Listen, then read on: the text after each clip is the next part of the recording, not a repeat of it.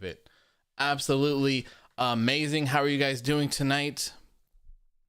Two great shows tonight. We had NXT New Year's Evil and AEW's New Year's Smash Night 1. What did you guys think of the show? Colin says the GOAT AEW has arrived, baby. Welcome, welcome, welcome.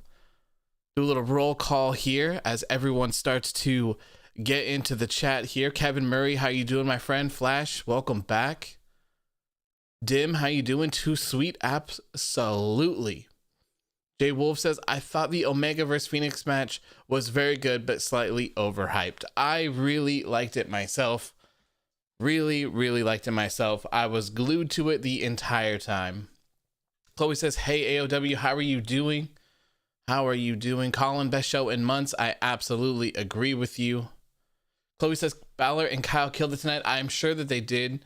I unfortunately did not get to watch it, so I'm going to have to go check it out. Not sure if I'll have time to do it after this, but I definitely want to go watch that. I'm sure they put on one hell of a match, but man, I was just so overloaded with what was going on. Flash says, can we all agree that Wednesdays are good for wrestling and good for us? Yes, man, absolutely the best day of the week, without a doubt. Easily the best day. I lost my shit at the end of the AEW show. Absolutely, dude. I did not think that that was going to happen. I was very disappointed once again when I saw Eddie Kingston and I think it was Butcher. They were beating up Pac and Penta. I was like, man, this would have been perfect. This would have been absolutely perfect for the Good Brothers. And man, was I wrong. Man, was I wrong. Absolutely insane. Absolutely insane. A lot of people, Marcel, Omega vs Phoenix was match of the year. A lot of people are talking about that match already. And we're just 6 days in, man. We are just 6 days into the new year. We've been disappointed twice this year already. SmackDown was trash. Raw was also trash. I don't know if you guys watched New Japan, but those were good. Wrestle Kingdom was good, but for most of us, these are the three shows that we watch. And NXT and AEW Dynamite absolutely blew me out of the water tonight. Both shows were just so good. This is how you start off the new year. I'm just so happy. Couldn't be any happier right now. This is amazing. This is what it is all about. Jay Wolf says, I think Wardlow versus Hager might be the best match of the night. I wouldn't go that far because I loved Omega and Phoenix personally, but I did enjoy Wardlow versus Hager as well. Obi James says, must be Wednesday. Absolutely, man. Absolutely. It's, I really wish that these shows weren't on at the same time. I really do. Everything would be so much more special if we could actually just soak things in and just be able to enjoy them. But it's so chaotic. But I really refuse to watch one now and one later, just because you got to be in the moment. You have to be in the moment. I don't want to see any of this stuff on social media. I popped huge when I saw the Good Brothers. Huge. Absolutely insane. Plus, I didn't think they could do the Too Sweet. Didn't think they could do that. Are they one sweet? No, they're too sweetened for sure. So that'll be interesting to see how that plays out. I don't think people are going to be very happy at WWE with that one. Jamel says, Wednesdays remind me of why I love professional wrestling. Absolutely. It's a breath of fresh air. A huge breath of fresh air after everything. Oh man, it's so good. I cannot express to you how happy I am about tonight. It was amazing. I was not expecting this at all. I kind of was a little how would you say? I felt like something was coming up when they posted that the Elite would be in action next week. So I kind of figured that something might actually happen. So very, very happy to see this. Very happy. Alex Silver says, I thought the Motor City Machine Guns were going to show up at the end. Hey, man. The Elite are in action next week, so who knows? Jon Moxley needs two partners. I surely don't think it's going to be Griff Garrison. Maybe it'll be the Motor City Machine Guns. Maybe Sami Callihan will come over. We are finally starting to see this Impact deal paying off right in front of our eyes. Interpreter says, Kenny really said I can't go do a Wrestle Kingdom match. I'll just have one on free TV. There you go, man. There you go.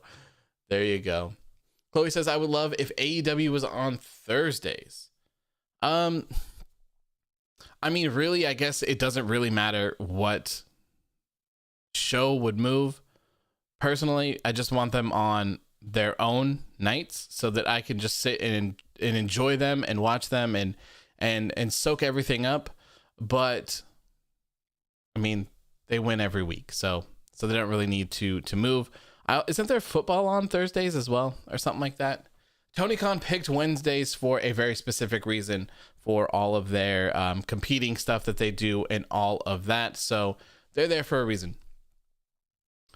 Colin says, who do you want the mystery person to be with Zaya and Boa? I'm not sure.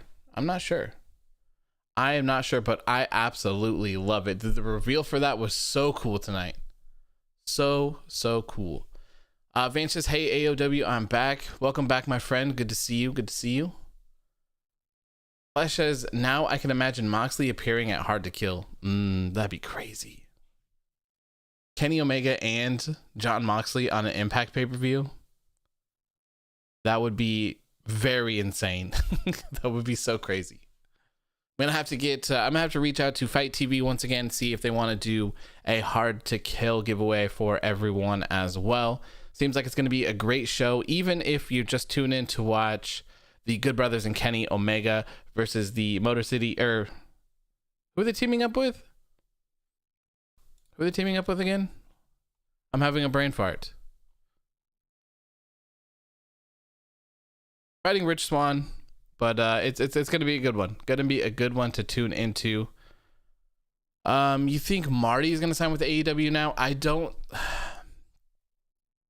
know. I want to say no. I don't think so. I don't think that that's going to happen. for various reasons. And it's not my place to talk about that. I feel like, just because of like allegations and people's livelihoods and stuff like that. I'm not sure though. I am not sure. We'll see. Probably not though. I wouldn't bet on it. If it does happen, it'll probably be later down the road.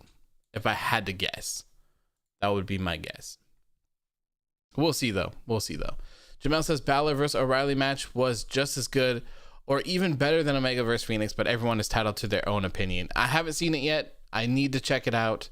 So I'm going to do that. I don't know if it's going to be tonight or not. I actually don't know if I can watch it tonight because I don't have a way to watch it. So I might have to wait till tomorrow to watch that one and see. But I'm sure it was great. Their first match was excellent. So I just got so caught up in this one that I was just super focused on it. Super focused. Jay Wolf says, I still haven't watched night 2 of Wrestle Kingdom. Is it worth it? I think Wrestle Kingdom 2 was pretty good, or night 2 was pretty good. It didn't feel as good as night 1, but the two last matches were incredible. I don't know if you want to sit through 45 minutes of Jay White and Kota Ibushi, but it was good. It was good. I enjoyed it. Rival HG says you should do a face cam, bro. Someday. We'll see when we get there. We will see. Leroy Jenkins says, I'm intrigued. So does this mean that Rhea Ripley and Damian Priest are going up to the main roster? I don't know. I'm assuming that we will see Damian Priest get moved to SmackDown now. Or I don't know, maybe not, since the news broke out. I hadn't heard anything about it until today. That was the first time I saw any sort of news about it or anything. So who knows? I could also see this being Rhea Ripley's last stand in NXT as well. She's fantastic. And, I think it might be time to make room for some others there. Jake Holden says, hello. Finally, the Bullet Club is in AEW. Yes, man. Absolutely incredible finish for the night. Do watch it. Kyle O'Reilly injured his jaw this time and Balor was bleeding. I did see that Balor was bleeding. I caught the end of it, but like I said, didn't see any of the match. Hardly any of the match at all. I saw that he tapped out and that was about it. Colin says, how do you watch Wrestle Kingdom? You can watch Wrestle Kingdom on New Japan World, or you can watch it like I did, and I watched it on Fight TV. I think it was about $30 for both the nights of Wrestle Kingdom. I don't know if it's cheaper now since it's over or not, but definitely worth watching. And you get it for like 30 days as well, or something like that, or the end of the month. So you can watch it as many times as you want. Rocco says, how long do you think the Impact partnership will last with AEW? I don't know, man. I would assume it'll last a while, at least until something happens. Hopefully it'll go on for quite a while. I don't see why it wouldn't. Impact Wrestling Hard to Kill is $39.99 on Fight TV. Let me see how much Wrestle Kingdom is for those of you that haven't seen it. Oh, actually, I don't know if I can because I'm logged in. Is here. Fight TV. Who should dethrone Kenny Omega as champion? I've stated this plenty of times now. It's going to be Hangman Adam Page. Hangman is going to be the first person to kick out of the One-Winged Angel, and he is going to win the AEW World Championship from Kenny Omega. You can clip this, you can save it, because I promise you that is what's going down. So Wrestle Kingdom, the 2-day bundle for nights 1 and 2 is $29.99 on Fight right now. At least all 2021 will have Impact. Yeah, I mean, I would assume for the year. I don't see why they would end it as long as, things don't go south. They should be fine. I think it will help them all in the long run, being able to have access to the Good Brothers, Motor City Machine Guns, and all of the stuff like that. There's some good people in Impact. Moose. I think Moose has a lot of potential as well. Rocco says, I think the Cons should buy Impact. Having two wrestling companies would be pretty crazy. I mean, I guess you could just merge them into one and just have like AEW Impact on Tuesdays and AEW Dynamite on Thursdays. I don't know. Jamel says, do you like matches with spots and flips or stiff matches with storytelling? Jamel, I like all kinds of matches. I like them all. I like the flippy dippies. I like the strong boy matches. I like the thick boy matches. I like them all. I like a good variety. I think a good variety helps balance out a show and make things a little more interesting, so things aren't just always the same over and over and over and over again, because I think that would get pretty dull. Philip Johnson says the Good Brothers are back. Yes, they are, my friend. Gray Man Media, it's going to last a year. Also, Death Triangle have a chance to get involved, and it's going to be Kota Ibushi who beats Omega. I don't see Kota Ibushi beating Omega for the AEW World Championship. He's not signed there. There's no way I can see them giving away their World Championship. However, I could see Kenny Omega taking away the titles from Kota Ibushi. I could see that. I think a lot of people were expecting that as well. I heard there was a lot of disappointment when Kenny Omega didn't have like a video after Kota Ibushi won, and people were expecting to see him or a video package of him at New Year's Dash, and that didn't happen either. So who knows? I'm excited to see all of this play out. I'm excited to see Kenny actually go collect some titles. It seems like this one's going to be a slow burner, and I have no problem with that whatsoever. Chloe says, I'm ready for them to build Zaya and Boa so we can have them go against Karrion and Scarlett. There you go. I wouldn't mind seeing that. I was very happy to see Xia Li and Boa today. That was incredible. That definitely was a highlight of the night for me, for sure. Francisco says, did you hear that the Women's Dusty Classic on NXT? I think this would be a good way to make the tag titles relevant again. Yes. And I actually posted it earlier when I was watching. That'll be exciting to see, and I think that it's funny that NXT is doing more for the WWE Women's Tag Team division than the quote main roster WWE has done this entire time. The only good thing that's really happened to those titles is Sasha Banks and Bayley. That's about it. Leroy says Snoop Dogg doing a splash on Dynamite was awesome. I mean, it was so cool just to see his face afterwards and see his reaction. He was super happy to do that. So that was awesome. Great Man says New Japan might get involved. Omega sent a tweet after Ibushi versus Naito. Yeah, he's very close with Ibushi. Very close with them. So I'm assuming that was all out of love. But hopefully they do end up having a deal with New Japan. They're supposed to be on American TV here shortly, sometime this year. So hey, I said it before. I knew, I guess I shouldn't say I knew, but I had assumed that AEW would create a working relationship with someone. I just thought that it would be New Japan. New Japan wants to come over to the States. They want to, be more well known over here. So I thought, what better way to do that than to cross paths with AEW? Turned out to be Impact. And I'm not mad at it because we got what we got tonight. Incredible. So hopefully they have a working relationship with them as well. It'd be amazing. And it's really like, tonight was a shift of power. Like, I think tonight was a game changer on AEW Dynamite. I really think it was. And adding New Japan to that would just be sweet icing on the cake. It really would. Snoop Dogg might give Montez Ford a run for his money with that splash. There you go. Flash says, honest opinion, AOW. If AEW, Impact, and New Japan have an alliance, should Vinny and WWE have worry about the ratings and the demo? I don't think so. I don't think they care what other people are doing. At least Raw and SmackDown wise. I think that they're going to continue to ignore what's going on, and they're just going to bury themselves further. And I'll change my mind on that when I actually see a change, because so far I haven't. And the first two shows of the new year have been absolute garbage. So hopefully they change that up. There's nothing more then I would love to watch Raw and SmackDown on Monday and Fridays and just be happy about it. But we do have our good old friend Gold here, so who knows if that's actually going to happen anytime soon.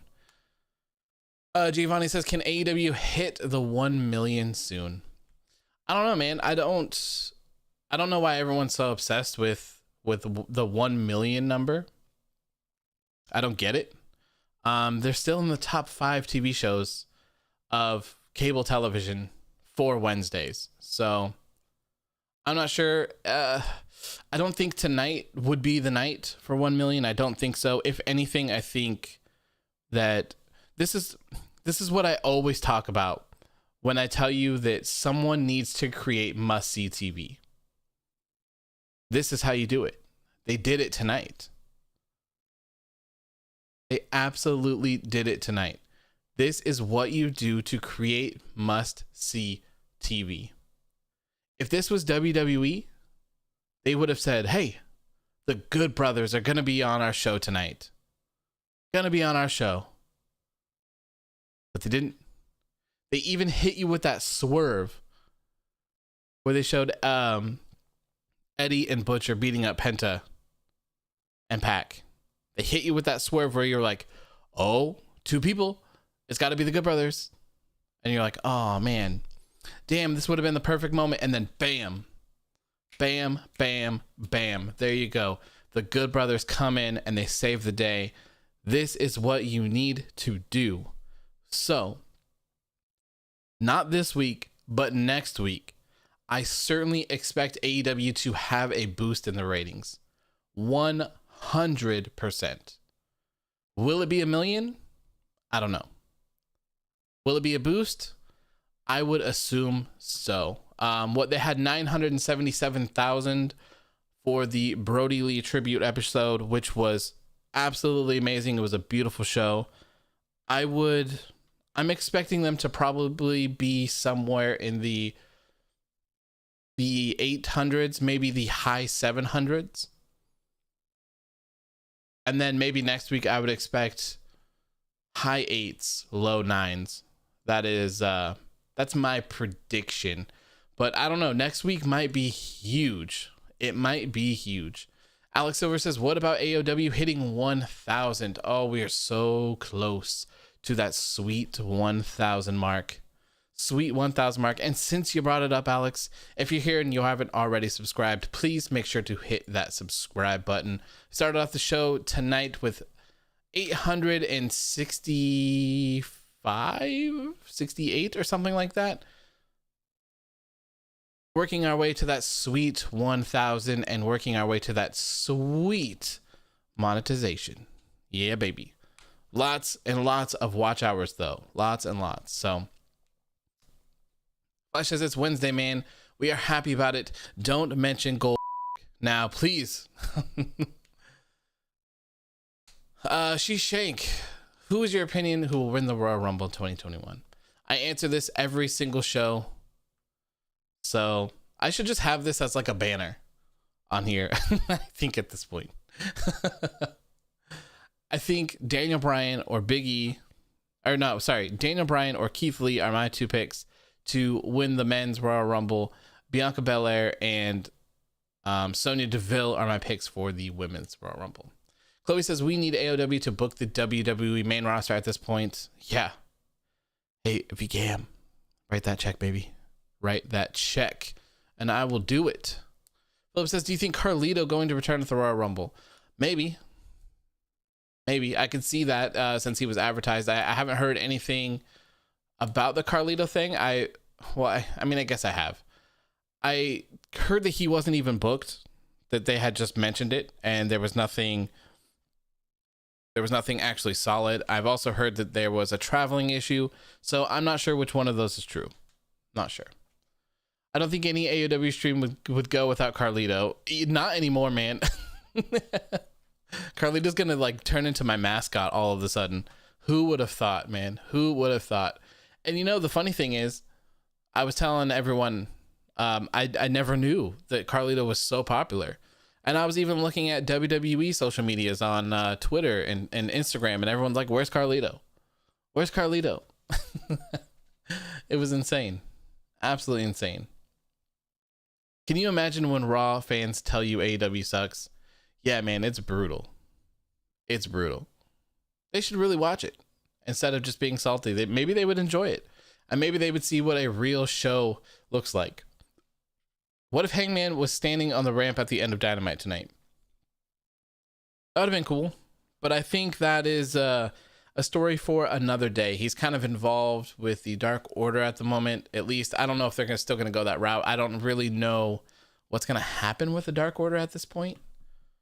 Who knows going forward? So I definitely think that that's going to happen, but I really have Hangman as the one dethroning Omega, so that one needs to wait for quite a while. It's going to be quite a while for that one.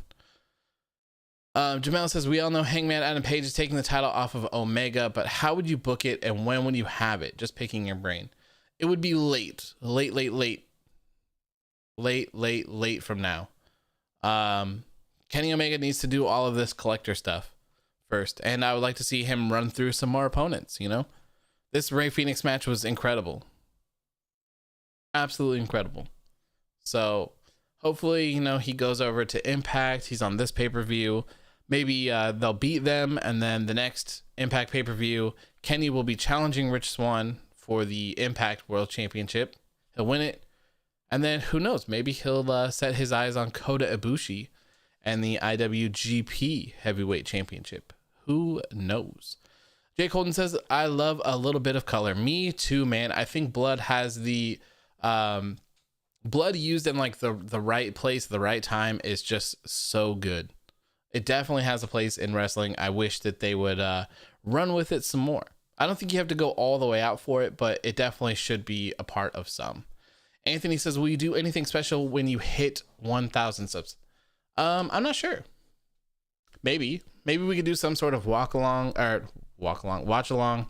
or something. I don't know.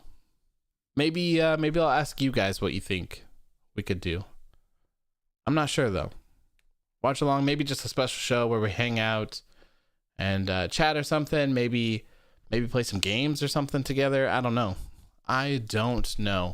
Anything is fine with me though. All I knew Carlito for was spitting apples, and that's it. Am I missing something? I don't know, Chloe. I guess I am too. Jay Wolf says, I didn't even know you could consider Carlito as a legend. Carlito is like the biggest star in WWE, apparently. Who would have thought? Who would have thought? Full Gear, probably.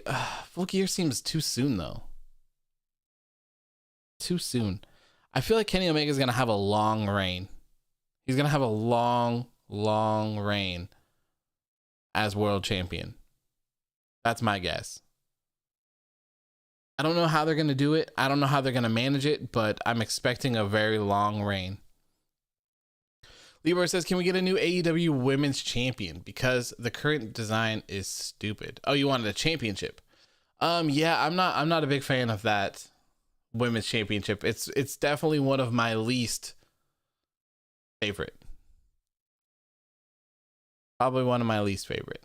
Talking about Kota, do you think it's a good idea to unify the IWGP Intercontinental and World Heavyweight titles? I had heard that he wanted to do that or something like that. I don't know. I don't watch New Japan enough to really have an opinion on what or care about what they do because it doesn't really affect me. I have no idea. I typically just pop in for like your Dominion and your Wrestle Kingdom and your G1. So I'm not sure. They do have a ton of championships though, but the Intercontinental Championship is beautiful. So I don't know. I don't really understand the whole point in unifying them.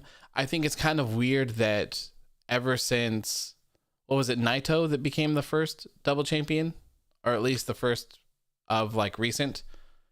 Ever since then, they've just been defending them together. I would prefer, if this was like another company, I would prefer for them to defend them separately. Like, sure, some people can, Okada can jump in, or Jay White, or, you know, whatever, can come in and challenge for both of them. But it would be cool if, you know, he just defended one at a time too sometimes.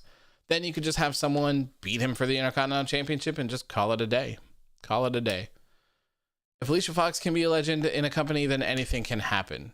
I mean, I talked about this on the last one. They come up with their own names for people. So pretty much anyone that has ever worked there in the past is a legend. Anyone who works there currently is a superstar. Is everyone that worked there a superstar? Absolutely not. Is everyone that is a part of the Legends roster a legend? Absolutely not. Is everyone that is in the WWE Hall of Fame a legit legend and Hall of Famer? Absolutely not. They pick literally whoever they want. So Marcel, Kenny is going to be champ all 2021. I would agree, man. I would agree. He's going to have a long reign, and he's going to have a lot of stuff to do. He really is. Giovanni says Garza is the GOAT. I think Garza has a bright future, but if they're throwing him in the whole 24/7 championship title scene, I don't know how that's going to work out for him. I really, really don't. Moxley is such a good talker. Everything he says is so believable and intimidating. Yeah, man, it was so good. It was so good. I really liked it. You can really tell that he puts everything into it, and having the logic behind it, you know, where he's like, look, I'm not going to come between your guys' matches. I'm not that type of person, but, you know, fuck you when it's on afterwards, you know, was dope. And you could see that he cares about the AEW World Championship, which is nice. A lot of people these days, they don't, at least in WWE, they don't really show their care for the title. It's not really about the title. They just kind of have them. You know, it's not important. It's not anything that anyone's really chasing, to be honest. No one holds it in great value or anything like that. So Raphael says, same with Eddie Kingston. They're both awesome. If anyone were to make me believe that wrestling is real, it'd be those two. Man, those promos from Eddie Kingston when he was challenging Jon Moxley for that title was incredible. Eddie Kingston is just incredible all around, man. Like, that guy's awesome. Absolutely love Eddie Kingston. Philip Johnson says, would you put Carlito over Goldberg? Yeah, any day. La, the man is back. Welcome, La. Glad to see you, my friend. Glad to see you. Hope you had a great night. Hope you enjoyed both shows or whatever show you watched as well. Do you think that Moxley should start his own faction? I know I prefer Moxley as what he is right now. I do. I think Mox is fine where he's at. He's very entertaining. Although he has said that he has interest in doing tag team wrestling as well. A lot of people want to see him tag with Darby Allin. He has a very, very long history with Sami Callihan. So if Impact and AEW are going to work together for the long run, maybe they can be a tag team. Maybe AEW will loan Impact Jon Moxley, or maybe Impact will loan AEW Sami Callihan. It'd probably be best, more beneficial for everyone to send Mox over to Impact, because AEW's tag team is so stacked that it probably wouldn't fit in very well, but them going over there would be pretty cool. Jay White's promo from Wrestle Kingdom seemed so real. It was incredible. Yes, so many people sent me that, Majin. That Jay White promo was so good. I'm assuming it's kayfabe and he's still going to be there. For me, Jay White is very talented. I think that man has so much potential. If he ever comes to the States to work, it would have to be AEW. I think he would be fantastic there. I think he would shine very, very bright over there. Is anyone else disappointed they are putting in Marco Stunt instead of Luchasaurus? I at first excited. Now I want to see FTR squash Stunt. They're probably just trying to get him over a little bit. Probably just trying to get him over. That would be my guess. Plus, they needed an excuse to play that new Jungle Boy music, Tarzan Boy. Was this Kenny Omega beats best single match in AEW? The only other match I could think of is the Iron Man match. I don't know. I think that's for everyone else. I think that's kind of like an individual thing for people to decide. Yes, Jay Wolf, the Hangman match was incredible as well. No, CM Punk is not returning. Did you watch NXT New Year's Evil, and what are your thoughts on it? Yes, for the most part, I did watch New Year's Evil. I thought the show was pretty good. Overall, I thought most of the matches delivered. The only thing that I missed from New Year's Evil Well, besides the main event, obviously. But I missed that little mixed tag thing that happened, or whatever was going on with Kushida and Shotzi and Gargano, or I guess, yeah, Johnny Gargano and Candice LeRae. I missed that. So I kind of saw that they were fighting, but I wasn't sure if there was a match or what. Looks like Kushida could be next in line for the NXT North American Championship, and I'm not mad at that at all. Not mad at that at all. I think that'd be a good call, to be honest. Really do. Who is going to dethrone Sheeta, says Alex? I have absolutely no idea. Like, literally no idea. It seems like they're working towards a Britt Baker and Thunder Rosa match, so maybe the winner of that? I think the winner of that would be a good choice. Where would Marty Scurll end up? I think he's better fit for AEW, but would be surprised if he goes to WWE. I don't think he can go anywhere right now, but we'll see. We'll see. Marcel says Britt Baker will dethrone her.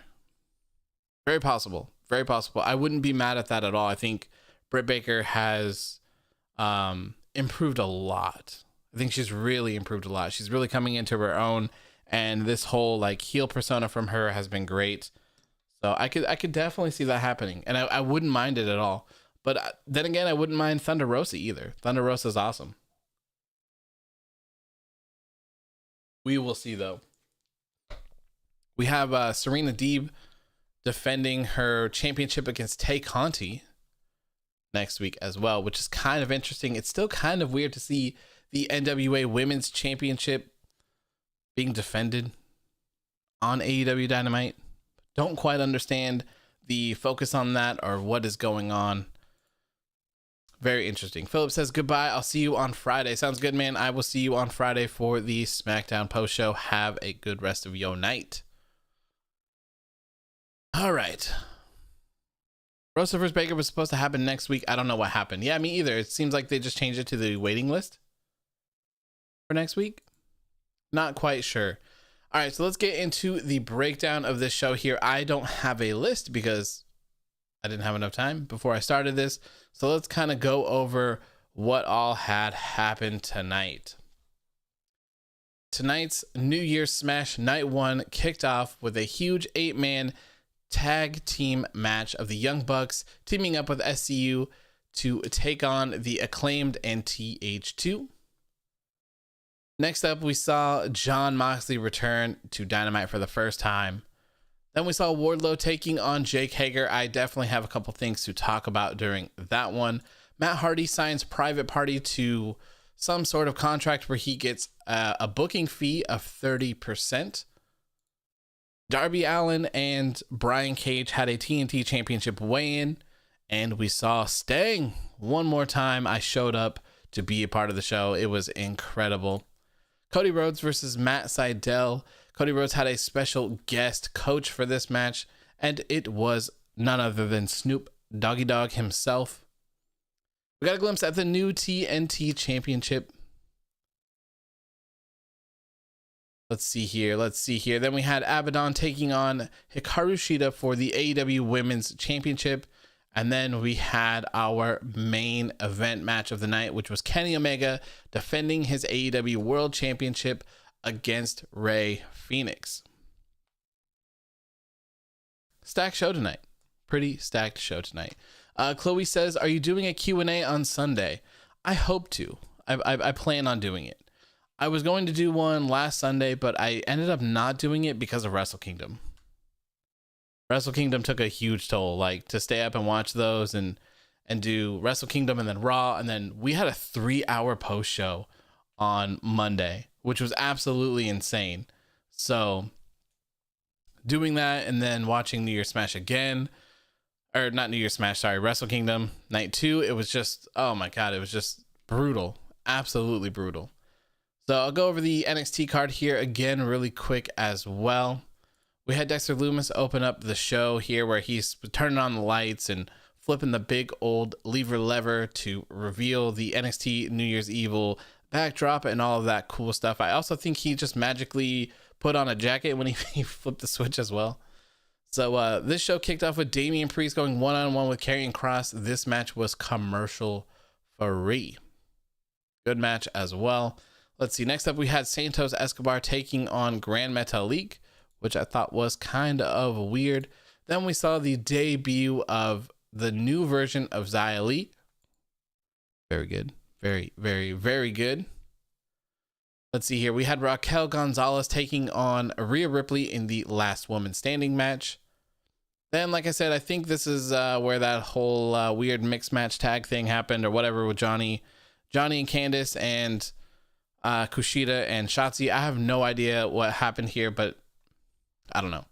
Then we had the NXT New Year's Evil main event, which was Finn Balor defending his NXT championship against Kyle O'Reilly. Another good one. 2 good shows tonight, really, overall. Lots of exciting things happening on AEW Dynamite, which I was very impressed by. We finally got to see the new TNT championship. I mean, it looks good. It's essentially the same exact belt, but with a black strap. I thought they were going to do a whole new design for it. So I was kind of a little, I guess not upset, but I was kind of disappointed when I just saw Darby carrying it and it was just the same thing. But a lot of people hated on the red strap and I defended it. I thought it looked great, but this black strap, man, it hits different. It hits real different. This is a nice looking belt. This is a nice looking belt right here. I really, really like it. What do you guys think about the new TNT championship?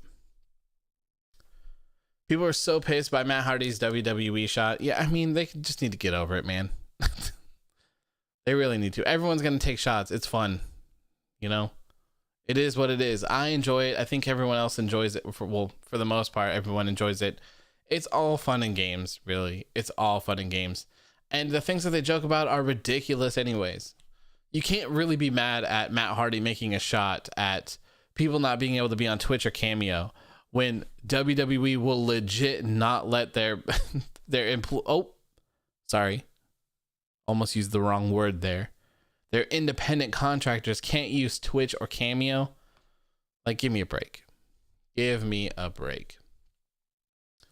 Did anyone catch the John Cena name drop from the Acclaimed? I did not. I was actually watching NXT at that time. I was watching the Damian Priest and Karrion Kross entrances and match, so I didn't have the sound on for Dynamite for that, so I didn't catch that. Warrior says the new design for the TNT Championship is great. I agree, man. I agree. It is so good. Vance says AEW ending was missing nothing but AJ Styles. Imagine how awesome that would have been. Yeah, that would have been incredible. You know, if you don't know this, the very first episode of AEW Dynamite was supposed to have AJ Styles and the Good Brothers on it. And they were supposed to attack Kenny and the Young Bucks. That was the ending of the first Dynamite. But obviously AJ Styles ended up staying with the company, and so did the Good Brothers. So that never came to fruition. But I guess we're kind of here right now. But could you just imagine? Could you just imagine if that would have happened? How crazy that would have been. I feel like that would have been a game changer just right off the bat. Right off the bat, that would have been a huge, huge deal. Dexter Lumis must be protected at all times, says Chloe. I agree. I love Dexter Lumis. He's fantastic. I think his gimmick is great. He's great at it as well. He's creepy as hell. Everything that they've done so far with him is great. I'm not sure where to go with him, though. I feel like he could be in the NXT North American Championship picture at some point. I don't know. Maybe Kushida should have a reign with that. At first, I really don't know. I really don't know where Dexter Lumis fits in at the moment, though. Definitely a big fan of his, though. Definitely a big fan. Giovanni says, do you happen to know what contracts will be up this year and where these wrestlers would end up? I know that Ethan Page's contract with Impact ends like soon, maybe sometime this month. The other ones, I'm not quite sure. Not quite sure off the top of my head. I heard that there is about 6 to 10 people, something like that, in WWE that have all declined new contracts. I don't think those people have been revealed yet. But from what I understand, they declined them because they weren't as good as previous ones since, we're in a pandemic and everything that's going on. So they've declined contracts and they're kind of just waiting to see where things end up. They may end up re-signing. They might get a better offer the closer they get to being at the end of their contracts. Who knows? They're just holding out. So we'll see. It'll be a little more interesting as we get closer to see who those people are and what's going on. Vane says AJ versus Omega, the dream match would have happened if that. Oh God, dude, that would be so good. Malik says my birthday is in an hour. Happy early birthday, my friend. Happy early birthday. What a great show for your birthday as well. Or I guess it probably wouldn't be on your birthday, but you know, you get it. You get it. Happy early birthday. Hope you have a great day planned for tomorrow and get some good stuff. Get some good stuff. The day AJ joins the AEW is the day I stop watching WWE. I don't think that's ever going to happen, unfortunately. I really don't. AJ is going to retire after this contract, and he'll live the rest of his life as a WWE legend. He'll get a nice payday for the rest of his life, and he'll pop up with things. I really don't see him ruining that. I really don't. It would be incredible if he did, and he went to AEW for like a short 6-month contract or just a year contract or something like that and just worked there. That would be super cool because you could do a ton of cool things with him. But then again, like I said, I don't think that'll happen because he'll be able to take care of his family for the rest of his life. He'll be put in the WWE Hall of Fame. He'll be a legend. He'll do all of that good stuff. So I don't think it's going to happen. I don't. Giovanni says, so basically the ending from today was supposed to be last year's first show of AEW. Yeah, but with AJ Styles. And they were supposed to attack each other, though, so. Maja says, what is your honest opinion of what's going on with Marty? It's none of my business to talk about. I don't like talking about things like that. That's my stance on that. I don't like to get involved in people's personal businesses. I don't like to make accusations about things like that. So it is what it is. I completely understand why no one's probably going to sign him and why he's been gone and why he got released from Ring of Honor. So hopefully, you know, he's able to do right by it one day. I'm not sure. Lee says, thanks, man. Roasting chicken and drinking beers with the boys all day since we can't go anywhere. Yeah, man.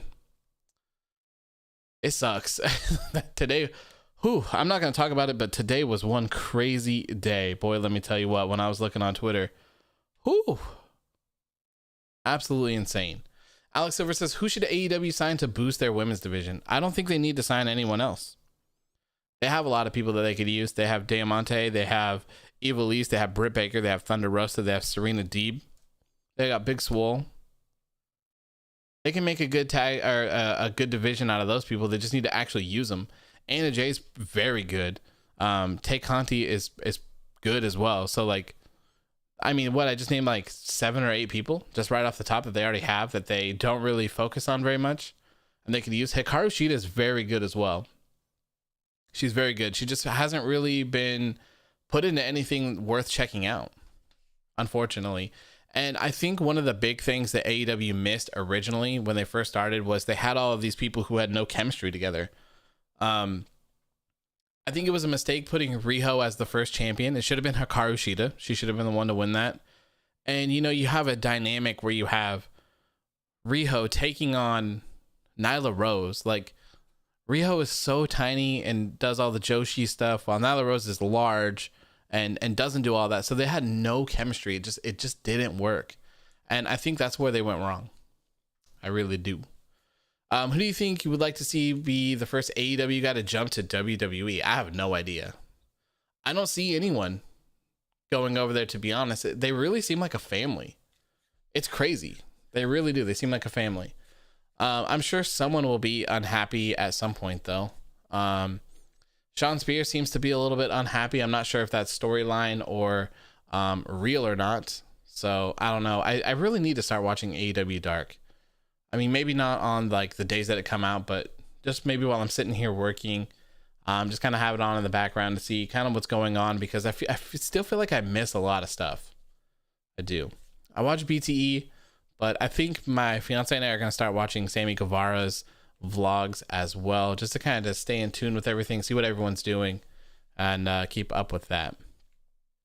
What happened to Tessa Blanchard? So Tessa Blanchard became the Impact Men's World Champion, and then I think she got stuck in Mexico or something, or they had some issues where she didn't want to come into work. I think it was during the start of the pandemic or whatever. She still had obligations to do, and they wanted her to, since she wasn't going to work, they wanted her to come in and just drop the world title, but she wouldn't do it. So she was kind of holding their title hostage. I think she was even refusing to send it into them. So she was like legit holding it hostage. It seemed like a very, very sour split from them. And I don't see her going anywhere anytime soon either, because people don't want to deal with that, man.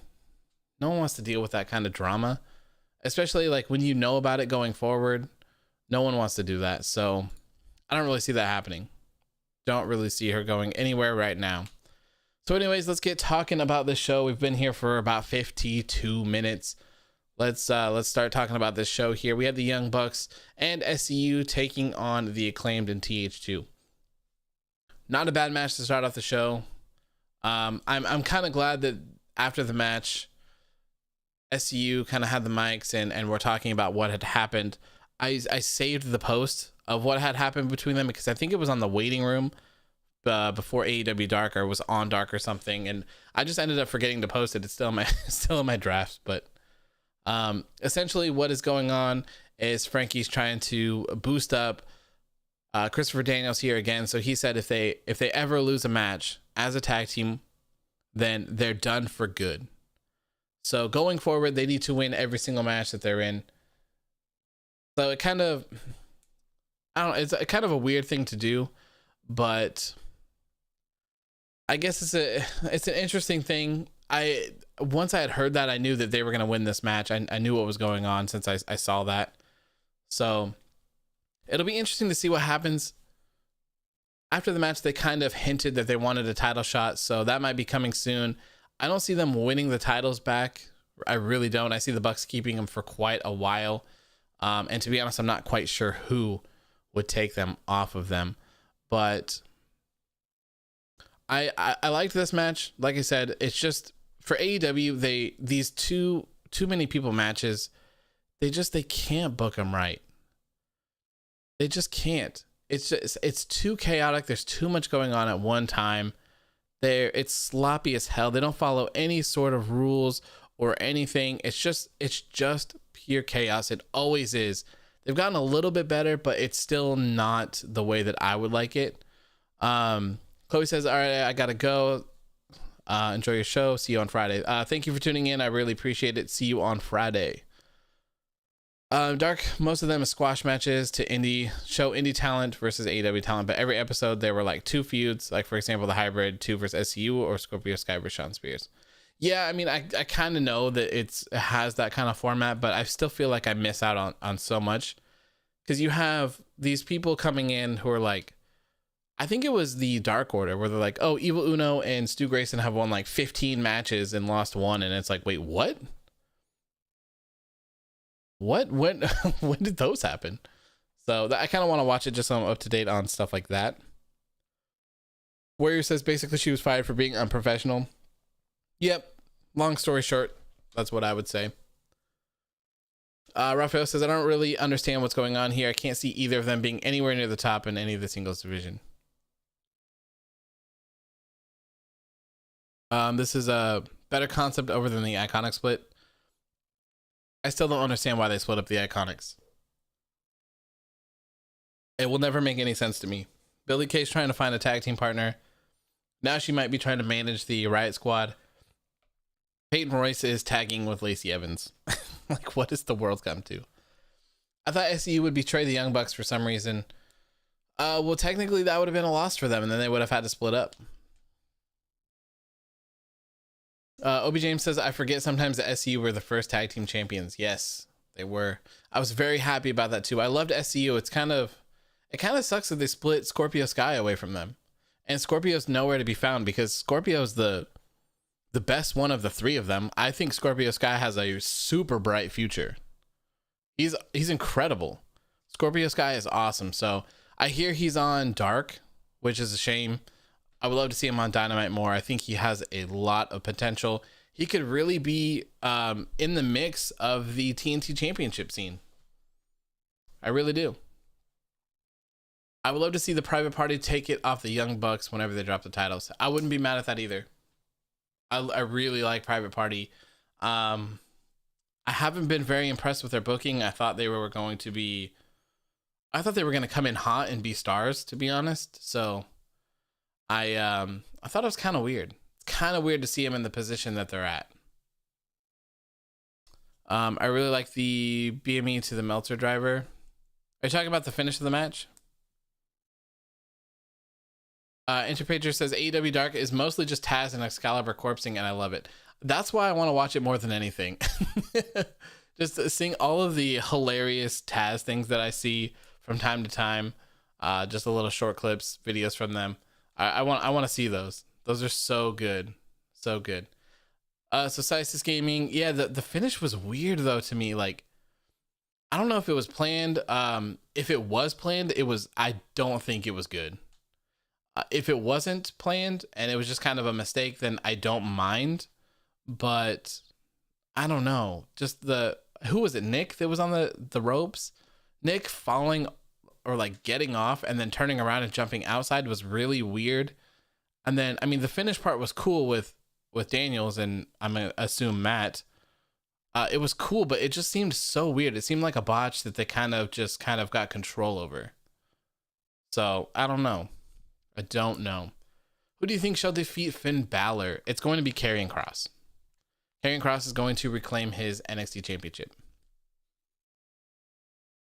Ardial says, I hope to see Dark as a developmental show. I mean, so many people from there are now on Dynamite, like the Acclaimed and Abaddon. Yeah, so there's supposed to be another show. Dark is supposed to be split up into 2 shows, I believe, sometime soon. There's supposed to be a super developmental show. So I'm assuming that is going to happen sometime this year. FQ says Sting should be the next TNT champion. I don't know about that. I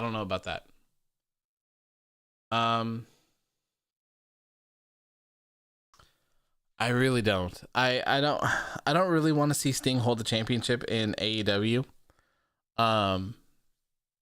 But I mean, if he is going to hold one, the TNT championship is probably the one that he should have, not the world championship. I say no, and I stick firmly to my no.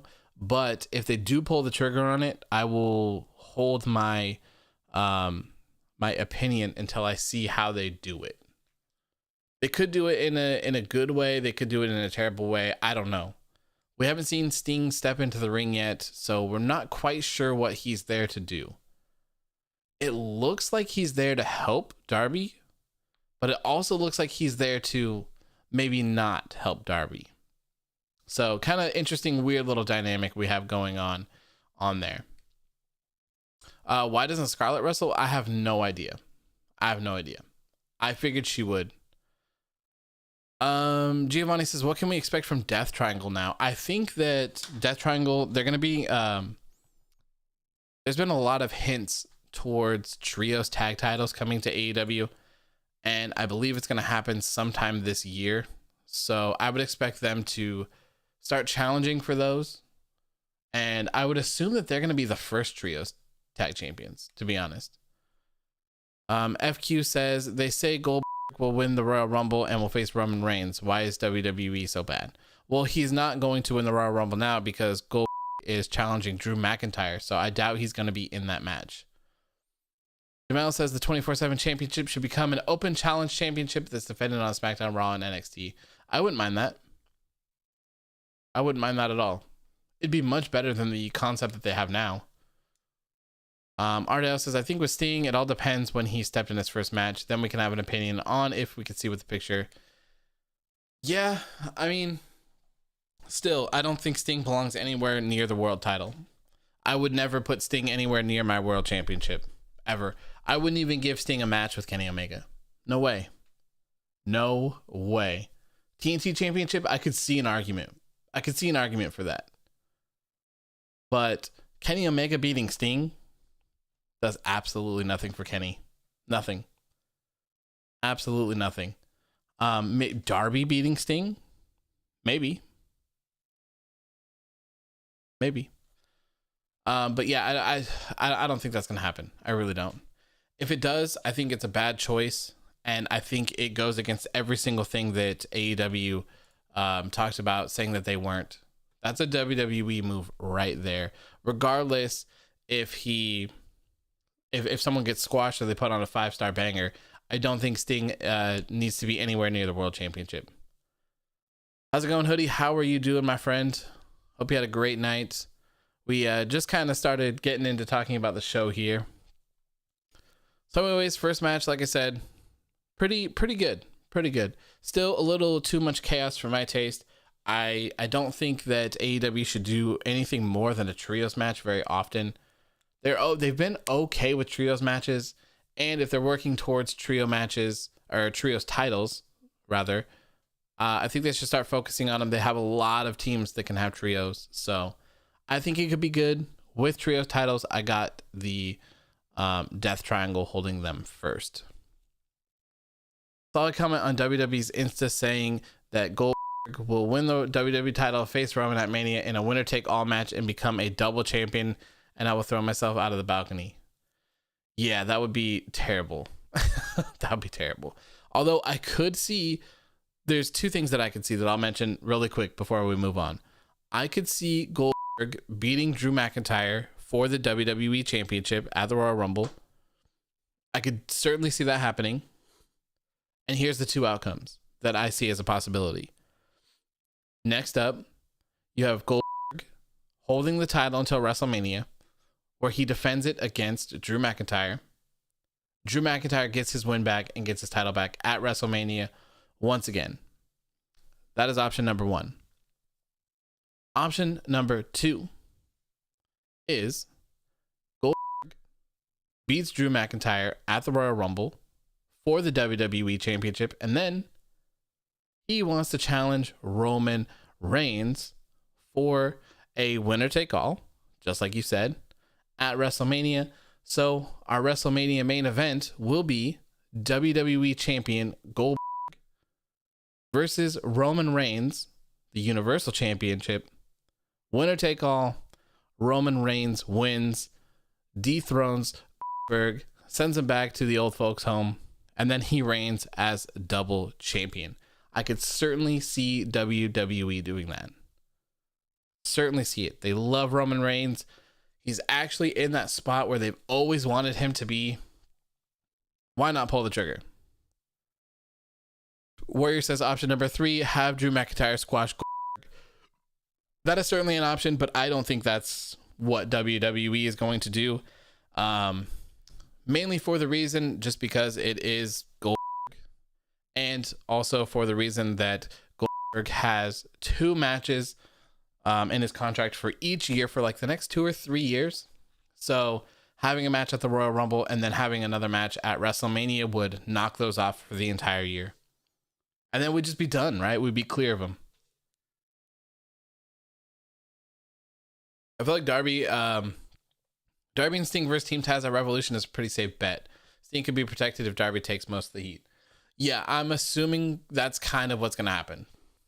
I'm assuming. Rather see Drew versus Roman again for both titles than have Goldberg versus anyone. Me too, my friend, but I don't think that that's going to happen. Jaden says, if Roman beat the hell out of Goldberg, that'd make me happy. Me too, man. Me too. Van says, and then getting Roman to Raw and SmackDown to boost ratings. I just think that that's what they're going to do. I really do. I think that that's very WWE-like to do. I think both of those options are very WWE-like to do. So, I don't know. I guess as we get closer to those events, we'll kind of know.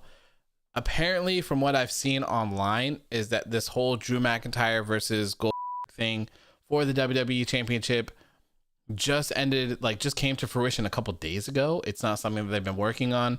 Vince McMahon doesn't think that anyone there is a legit challenger for Drew McIntyre, so they had to bring in the old man. So we'll talk about that later, some other time on a WWE show, though.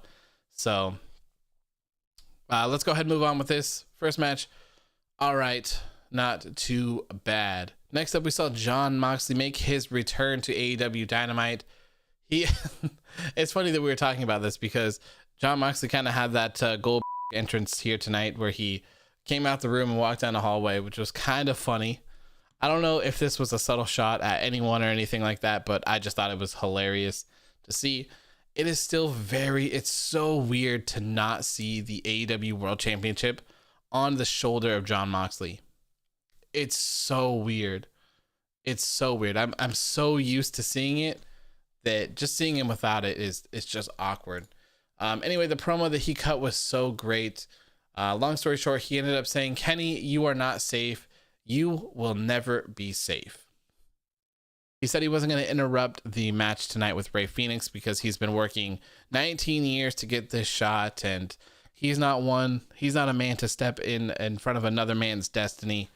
And said pretty much that he'd be lurking around corners, and Kenny would never know when he was about to strike. Great promo here. It was great to see him bring in some logic, instead of just being like, hey, I want a rematch, or just kind of just ignoring the fact that he lost it. So it was kind of nice to have him tell us what's going on, tell us his thought process, and kind of see where he's at with it. I really like that. And you could also see his passion and seeing how much the AEW World Championship meant to him, which is something that I feel like WWE is lacking a lot. And even, I would argue with like the AEW Women's Championship, it doesn't feel important, I want people to be this, if you're in this business, these are the things that you should want, right? If you're a male wrestler in AEW, you have two goals, in my opinion: to become TNT champion and to become AEW World Champion. Those are the pinnacles. That's what you're working for. If you're not working for those two things, what are you doing? Right? So those things should always be on your mind. Those should always be something that you're trying to work for, something that you're trying to go after. They should be held in high regard. They should always be held in high regard. So I really like seeing that happen. Giovanni says, where do these fire promos come from, though? I think they let them do their own thing here in AEW. I think they let them do their own thing, which is what most people should do, because these people are talented. They're here. They're in these positions for a reason, right? There's no need to write a script for them. If you have certain things that you want them to say, sure, everyone should have talking points. But other than that, no.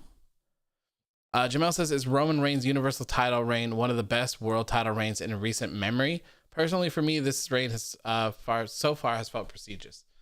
For WWE, yeah. I would say this is probably the most relevant the Universal Championship has ever been. It's been great. Everything that he's touched has turned to gold, as he would say himself. It's been great. The matches have been great. The stories, great. Promos, great. Everything is just really, really, really good about it. And this is what we want from main event wrestling. We actually want these good matches. This is what we want to see. So it's nice to actually see that coming to fruition over on SmackDown. FQ, I have no idea what you're saying, man. What do you mean? What do you mean? We have 4 great world champions right now. Yes, we do. Some very, very good world champions right now.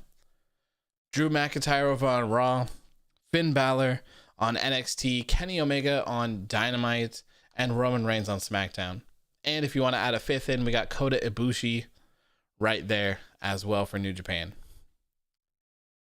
Next up, we had Wardlow taking on Jake Hager. A lot of people didn't really want to see this match. A lot of people didn't really understand why it was happening.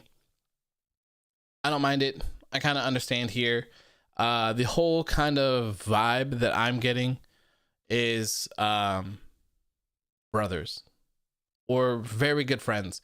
You know how, or when you were younger, you used to like have some beef with some people, have some problems. You guys would fight it out, get it out, and then afterwards you'd be good friends or you'd be buddies or something like that. That's kind of the vibe that I'm getting right here between Wardlow and Jake Hager. Obviously, Wardlow picked up the win here. I thought this was a good match. I like to see these big boy matches from time to time, so I was very happy to see this one.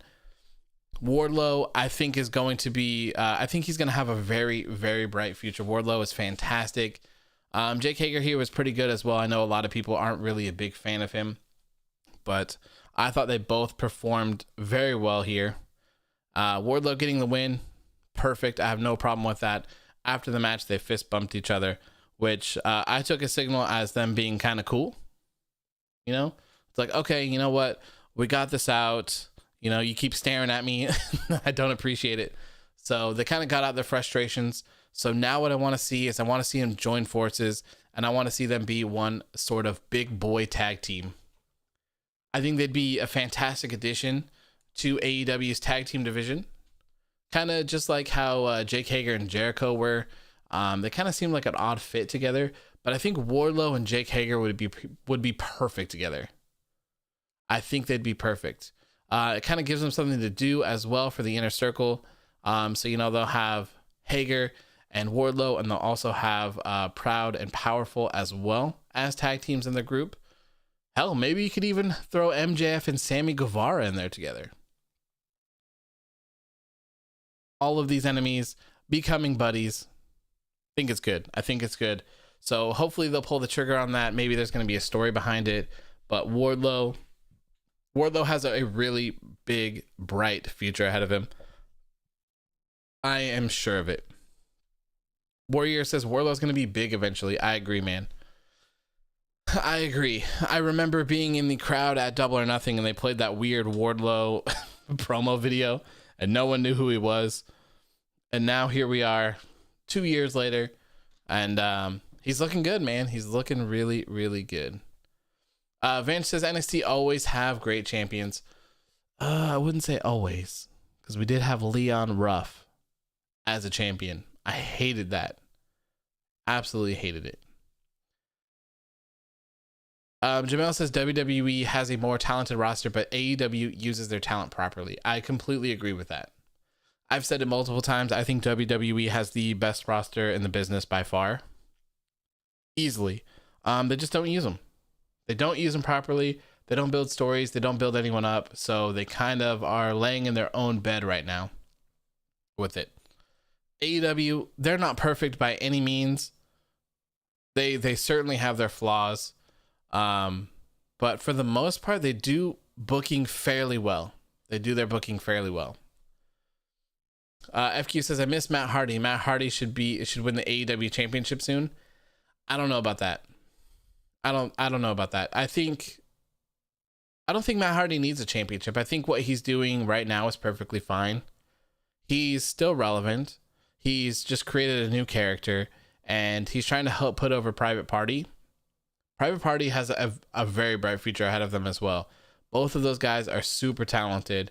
So hopefully he can help guide them into the right direction and take them there. I don't think that he needs championship gold, at least not right now. To me, Kenny Omega needs to hold this belt for a long time, okay? And then it needs to go to Hangman Adam Page. I'm not exactly sure what they're going to do afterwards, but if I had to put my money on it, I would say that Miro is next up after Adam Page. I'm not sure how long of a reign Page will have, but I would almost guarantee that those are your next two champions. First up, Adam Page. He's going to be the one to dethrone Kenny Omega. He's going to be the first one to kick out of the one-winged angel 100%.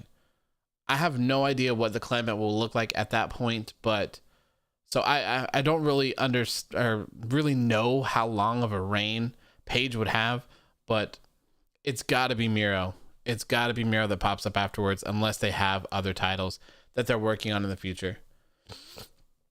Jamel says Pac would win before Miro. Pac would be a great choice as well. it would. But from what I understand, it seems like Tony Khan loves Miro, and he was defending him not too long ago, saying that he knows that he's a star, and he's gonna make him a star. So that's why I got Miro next. Have the Young Bucks aligned with Kenny? It seems so. It seems so. I don't know if they're going to be heels. I don't know if they're going to come off as kind of being like confused about the decisions that they made. I don't know if they're going to question those decisions that they made, or if they're just going to go with the flow now.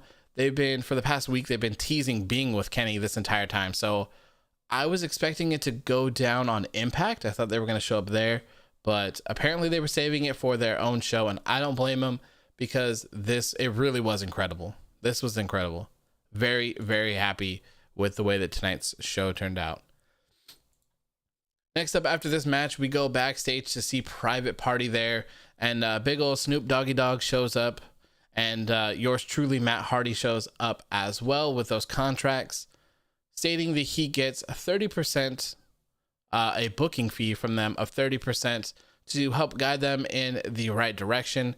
He also said that he's a very nice man, and he will still allow them to use the third-party sites, and I believe he will not be taking a percentage from those as well. So he went on to say that they could use Twitch and Cameo as well. Good guy, Matt Hardy. A very good guy, Matt Hardy. I don't know where this is going at all, and I think this was a BTE bit, if I remember correctly. Someone can correct me if I'm wrong, but I believe this was from BTE. So it's kind of cool to see them bringing in stuff from there and kind of making everything connected a little bit here. I don't know what's going to come of this or anything. I have absolutely no clue, but I love Hardy Party working together. It was really good. Manish says, yes, it was. Okay, yeah. So this was a BTE bit that they brought on to Dynamite. So I love to see that as well. Interpreter says, you can't say AEW hasn't done great long-term booking. Almost everything feels like it has a purpose and motivation behind it. Exactly, man. Exactly. And that's what I love the most about it. That's why Hangman dethroning Kenny Omega is perfect for so many different reasons. Page kind of seemed overlooked before AEW. He wasn't the big star of the group. He came in, Hangman got over super fast with the crowd and with this whole alcohol gimmick and being drunk. He got over super, super well and super fast with the crowd. Then him pairing up and teaming up with Kenny and becoming tag team champions was fantastic. They're falling out. The battle that they had for the eliminator match to become world champion. It's so good. It is so good. And when Adam Page wins that AEW World Championship from Kenny Omega, it's going to be a big deal. Kicking out of the one-winged angel alone is going to be huge. Absolutely huge. It's going to be crazy. Carlito was the GOAT. Yeah, we know, Philip. Everyone loves Carlito. Everyone loves Carlito. Giovanni says, your thoughts on the ending of the main event and the Good Brothers. We'll talk about it a little bit more when we get there. I talked about it a lot at the beginning of the show. I'm very happy about it, to say the least, right now. Very happy about it. Next up, we had a weigh-in. Why, I have no idea. But it was a TNT Championship match weigh-in with Darby Allin and Brian Cage with Team Taz. Like I said, why they did the weigh-in, I have absolutely no idea. Maybe they just wanted to emphasize the differences between the difference of size between Darby Allin and Brian Cage. If I recall correctly, they said Brian Cage weighed in at 270, somewhere around 270, and Darby Allin weighed in at 170. So literally 100-pound difference between these guys. 100-pound difference between them. Obi James says, at least it wasn't an arm wrestling match. There you go. Absolutely. It will take time, but eventually Page will be the champion. For the time being, he's going to join Dark Order. He might. He very well could join the Dark Order. Who knows? I'm not sure what's going to happen with him. This was also our first shot at the new TNT Championship with the black strap instead of the red. I talked about this briefly earlier. It looks really good. It looks really good with the black stripes, or blackstrap. I guess I was kind of wrong. I do still like the red strap, but the black looks good, man. It also makes the red pop on the championship, that little banner, looks really, really good. So things started to get a little violent, between these guys. They didn't come to blows, but the lights did go out, and your boy Sting showed up to save the day once again. Team Taz got out of the ring and was standing in the snow of Sting as he came to the ring to help his little buddy Darby Allin. Then he got right up in his face, and they just stared at each other once again. It's such a cool visual. This time they actually managed to shoot it on the proper side, so you can get Sting with the face paint and then Darby with the face paint. The last time they shot it with Darby on the side without Darby's face paint, so it kind of sucked to see that. But this is so good. I'm not sure. I mean, they're really doing the same thing over and over every week, but the face-off between Sting and Darby Allin is just so cool. It is so cool. I love it. I think what's going to happen here is a tag team match between Team Taz, Sting, and Darby Allin. That way we'll kind of get a taste of what Sting is able to do in the ring at his age. Darby Allin can handle most of it, and Sting can tag in and out when he is able to. I thought Cody Rhodes was going to be a part of this feud as well, but it doesn't look like that's going to happen anymore. At least not right now. Now we get to the point where, should Sting be challenging Darby Allin for the TNT Championship? My answer is maybe. Maybe. If Sting can wrestle in this tag team match that they're inevitably going to have, and he can hold his own, I don't mind him challenging Darby Allin for the TNT Championship. But I said challenge. If Sting is here to put Darby Allin over, I'm cool with it. Absolutely cool with it. I have no problem with it. Warrior says a cinematic match, maybe. I'd be totally fine with a cinematic match as well. I have no problem with that. They could shoot a really cool black and white version for, like all the videos that Darby sends in. They could do something like that. I would have no problem with that. If they do it, Darby Allin has to win. Plain and simple. Darby Allin has to win. Manish says, but would it be believable that Allin goes over? Yeah, absolutely. At the end of the day, Sting's an old man. That's nothing against him. That's just what happens with time. Sting is absolutely a legend in every way, shape, or form in the business, but he's like 60 years old. We haven't seen what he's capable of yet. So like I said, let's wait for this tag match. We'll see how he fits in. If he's able to hold his own, I have no problem with him challenging. But I do have a problem with him winning. I do. So if Sting is here to put Darby Allin over, I'm more than happy. More than happy about it. Is there maybe a way that they could put the TNT Championship on Sting that wouldn't piss me off? Maybe. But in my mind, with what I'm thinking, no. At the time being, no, there's not. So I will reserve my judgment on something like that, depending on what happens and where they go with it. I'll reserve my judgment until that happens. But as of now, no. I think AEW knows right from wrong in booking and with newer guys and older guys. So I think they listen to fans as well. We've seen it countless times with them.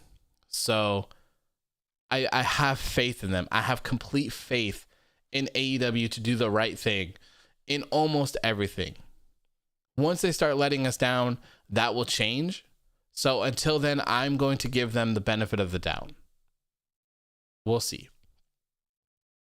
What would be cool once they have fans in the stands is if they lower the temperature in the arena once Sting comes and it actually feels cool inside.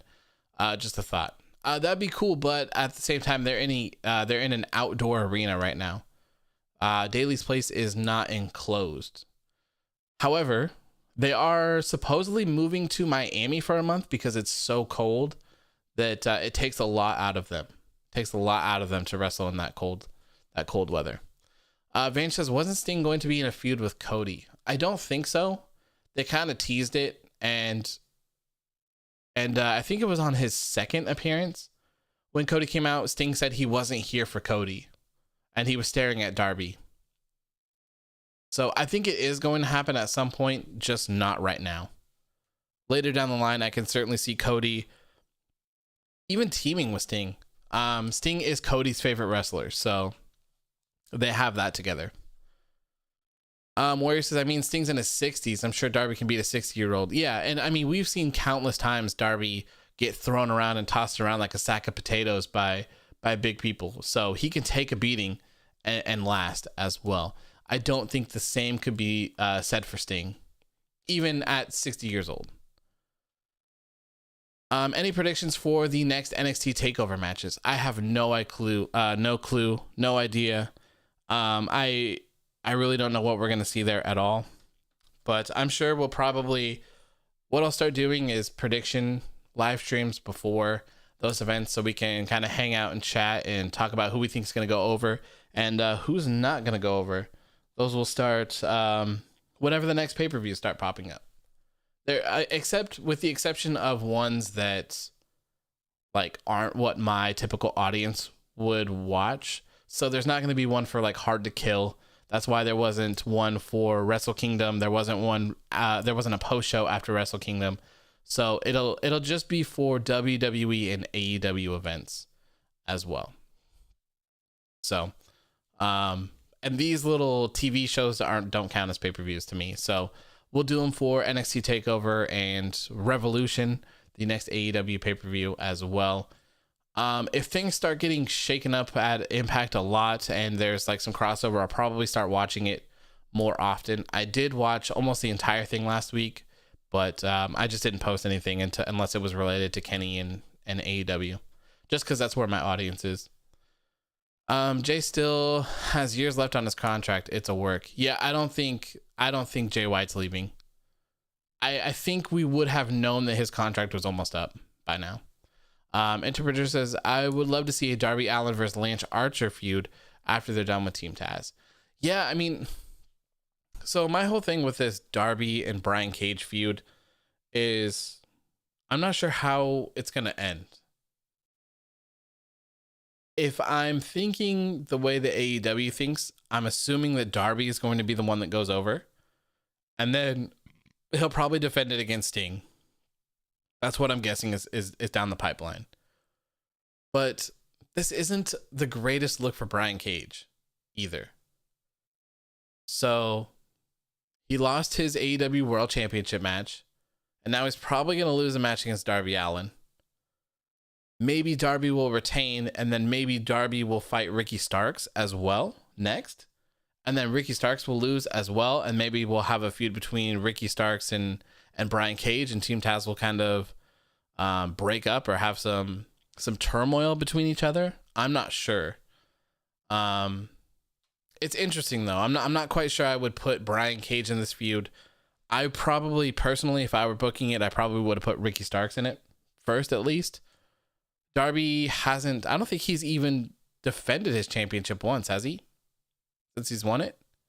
So he needs to have a good reign. He needs to start having some matches and stuff like that as well. So I guess we'll see what the fate is of it next week. Obi James says, what is it with Cage's FTW championship? It feels like a prop. Yeah, I don't like the FTW championship. It doesn't make sense to me. It's just kind of goofy. And they don't acknowledge it as an actual championship with the company, but I'm pretty sure he defended it once. So it essentially is just a prop. I don't know why he carries it around. I know it's a thing that Taz did back in the day. But I don't know. I didn't watch ECW back in the day, so I'm not quite sure what the impact it had on there and quite like how it was used. But the way that it's being used here is it's literally just a prop. Like, it really doesn't need to be there at all. I don't think it benefits anyone at all. Rumble predictions. I think we'll save that for a Royal Rumble show. But short, men's, I got Daniel Bryan, possibly Keith Lee. Women's, Sasha Banks, or not Sasha Banks, Jesus. Bianca Belair or Sonya Deville. Those are my picks. So after this match, we had the match with Cody and Matt Sydal. This was to help promote Cody's new show that he's on, the Go Big Show, which is a terrible name for a show. And he had a special coach for tonight's event, which was Snoop Dogg. Looks like he was stepping in for Arn Anderson tonight. He was originally supposed to be on commentary tonight, but I think what had happened, since they pushed New Year's Smash a week ahead, they probably couldn't change the date for Snoop, so he still had to be here, and they preferred to have Jericho on commentary the whole night instead of Snoop popping in. So I have no problems with that. I thought this was pretty entertaining. This was a pretty good match between Cody and Matt Sydal. Two very talented people. I definitely expected Cody to go over, obviously. After the match, though, this is what I was not expecting. Serpentico and Luther came in and started attacking Cody and Matt Sydal after the match, and it was hilarious just to see Snoop there standing on the ramp, just kind of like holding his hands up, being like, I don't know what's going on. What do I do? Like, what is going on? I'm just Snoop. Eventually, Cody and Matt Sydal get the upper hand, and they lay out Serpentico by the ropes, and Cody's trying to have Matt Sydal go up and do his, what is it, a shooting star press that he does? And Snoop was like, nah, bro, I'm gonna get up there instead. So Snoop climbs up to the top turnbuckle here, and he does the best splash of 2021, where he jumps up and lands straight down on Serpentico. Even though there's no match going on or anything, he still covers him, and he gets the 1, 2, 3. The best thing about all of this was just to see his face, man. If you didn't see the post that I posted after the GIF of that, the guy is literally smiling from ear to ear. He's super happy. He's jumping around, throwing up hands. He's getting on the turnbuckles like the wrestlers do. It's awesome. It was very cool to see. Very cool to see. It's always makes me happy to see other people very happy, and you could just tell that he had a blast, and he just absolutely loved doing that. He was probably so hyped after that splash. But I do wonder how he feels after seeing it. Wonder how he feels about that. AEW should remove the AEW Women's Championship. The AEW Women's Division is so boring. I don't think they should remove it. They just need to work on it. The people are there. The women are there for it. For sure. Warrior says, honestly, Cage should defend the FTW title in unsanctioned matches since it's not an official AEW championship. See, I wouldn't mind that. I wouldn't mind that at all. Maybe matches for the title, they're unsanctioned, so they don't count against their wins or losses. Just kind of have them, give them something to do, give them some people to beat up, give some other people something to do as well, instead of just being off of TV or on Dark. Give them a little feud. That would be 100,000 times better than what they're doing with them right now. Easily. That's a very good idea. Manish says, that splash. Yes, man. That splash. Obi James says, Snoop is better than Goldberg. I agree, my friend. Carlito says, how can you have fun without me? We cannot, my friend. We have been waiting for you for an hour and 35 minutes. Where have you been? Where have you been? Interpreter says, Serpentico's hand stringy entrance thing pops me hard every time. Alex says, is Moxley vs. Omega 2 going to happen at Revolution? It might. It very well could. It very well could. I wouldn't be mad at that, having them run that back at Revolution. It will be very interesting to see what the landscape is like at Revolution as well, because Kenny Omega might have a huge team behind him at this point. So will people show up to help Mox, or will he be alone? Who knows? Will it be some sort of AEW versus Impact type deal as well? Manish says, I hope they don't ruin Priest if he's main roster bound. Yeah, I don't think that's going to be very good. The Bucks heel now. I'm not sure. I guess we'll have to wait and see next week. We're not sure if they are going to be kind of questioning their decisions at all, or if they're just going to full on turn. I have no idea, to be honest. No idea. Next up, we had Hikaru Shida defending her AEW Women's Championship against the creepy ass Abaddon. This match wasn't it wasn't terrible. The logic still gets past me on this one, so it's kind of weird to see them allow such a thing like this. I mean, I guess maybe it's just part of her gimmick, but I don't see how you could be biting into your opponent and having that be legal during a match. So if you weren't watching, or maybe you missed this, or maybe you just tuned out during this match because it wasn't something you wanted to see, what ended up happening was Abaddon and Shida ended up spilling to the outside, and Abaddon dragged Shida under the ring, and they ran back that spot that they did 2 weeks ago where she bit her neck, kind of like vampire style. So she got drugged under the ring. Abaddon comes out with fresh blood all over her face, on her mouth. And then Shida comes out and she has blood all over her neck once again. That's apparently allowed in AEW. Whatever. I guess, whatever. Who knows? I think Abaddon is a really cool character, but I do still think she needs a little bit of fine tuning. I wasn't expecting her to become the AEW Women's Champion tonight. I was definitely expecting Shida to retain, which is what ended up happening here. The match, it didn't seem very long at all either. It'll be interesting to go back and kind of see how that turned out. I'd say maybe six minutes or something like that, if even. Hikaru Shida retains, and I have absolutely no idea who is going to step up and be the next challenger. Maybe Serena Deeb would be a good challenger. She is the NWA Women's Champion, so maybe they'll have them collide. It's kind of weird how they are doing that as well, because there was a time where the NWA Women's Championship was featured more. So you had Thunder Rosa and Serena Deeb kind of running the shows there for a little bit with Diamante and Ivelisse. Hikaru Shida was nowhere to be found, so I have no idea what they're going to do here. Maybe they'll actually have Britt Baker and Thunder Rosa, and the winner will challenge her. So you have those two people that are possible contenders, and then you also have Serena Deeb, who I think would be an interesting contender as well. Maybe have Shida go over Deeb, that way to kind of lessen the blow a little bit and kind of put a little bit of focus on your own women's division, because it's really lacking. And it's not the roster that's lacking, it's just the booking that's lacking. They're really not doing everything that they could be. And I think with a little bit of love, I think their women's division could be so much better. And it would definitely help kind of balance out their product a lot. NXT has the best women's division on the planet. So they need to counter it a little bit. They need to have some good women's matches. And they can do it. They just need to actually pull the trigger and start booking these people in meaningful feuds.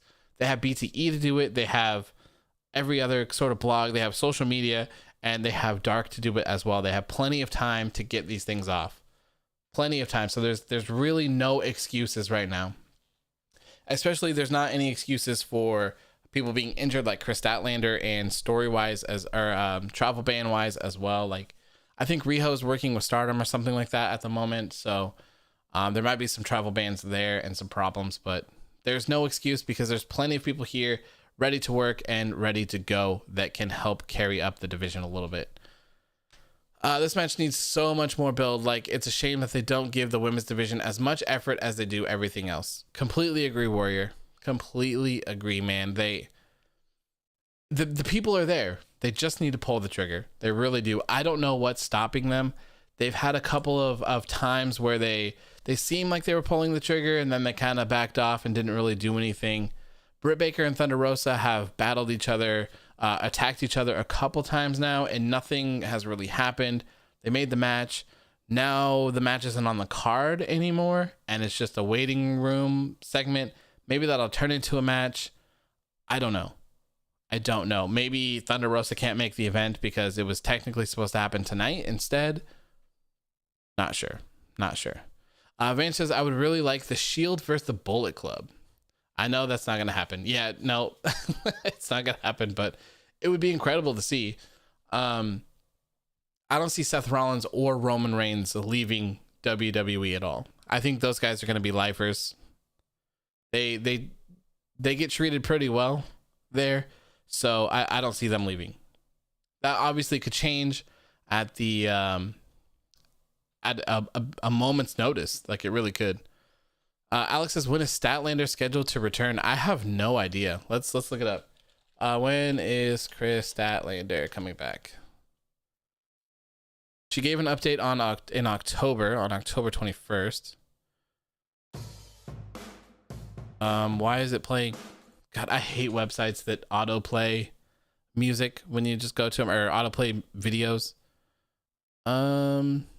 Might be a little bit ahead of others where I'm at right now, but I still have a really long way to go before I can re-debut basically and get back into the ring before I'm debuting again. I'm going to want to be training a little bit before, so I'll be able to get into the ring before you'll see me back on TV. It could be another, oh my God, she said it could be another 8 months or so. And that was on October 21st of 2020. So we still have another 6 months, if not more, before Chris Statlander is back on TV. Yikes. I didn't know her injury was that serious. Wow.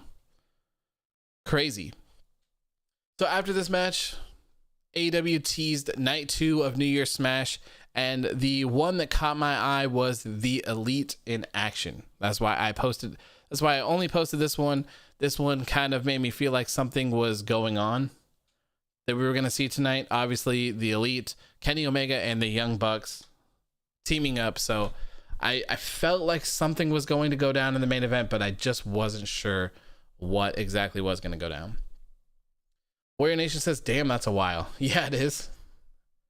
That's crazy. I did not know that her injury was that serious. So very crazy. Also doing this before we get to the AEW main event, I want to talk about the NXT stuff that they announced here really quick as well. So NXT announced NXT TakeOver pay-per-view. The next one will be live on the WWE Network Sunday, February 14th, which is Valentine's Day. So this will be a very interesting one to see as well. Very interesting. I have no idea what the matches for this are going to be at all, but it will be very interesting to see. It's kind of weird that they don't have some sort of love gimmick for it as well. It's just a generic NXT TakeOver logo here. Maybe that will change in the future. Also, one of the other things that they announced today was the NXT Women's Dusty Rhodes Tag Team Classic Tournament is coming soon. Very, very interesting to see this here as well, because women's tag team champions, right? The main roster hasn't really done much for the women's tag team division that they created. The best thing to happen to them so far has been Sasha Banks and Bayley. And I mean, I would argue that that's not even about the tag division. That's just about a feud that they've been trying to go through, and they've just kind of failed to execute a couple times now. So this is nice to see. Hopefully the winners will actually get a shot at the NXT or the WWE Tag Team Women's Championships. I would actually like to see an NXT team hold the titles as well. I think it'd be important to see that. We haven't seen it yet, and it would be nice to have them float around. A little bit. I'm not sure who these teams are going to be at all, to be honest. Raquel and Dakota Kai would be a good team. Candice and Indy Hartwell would be a decent team as well.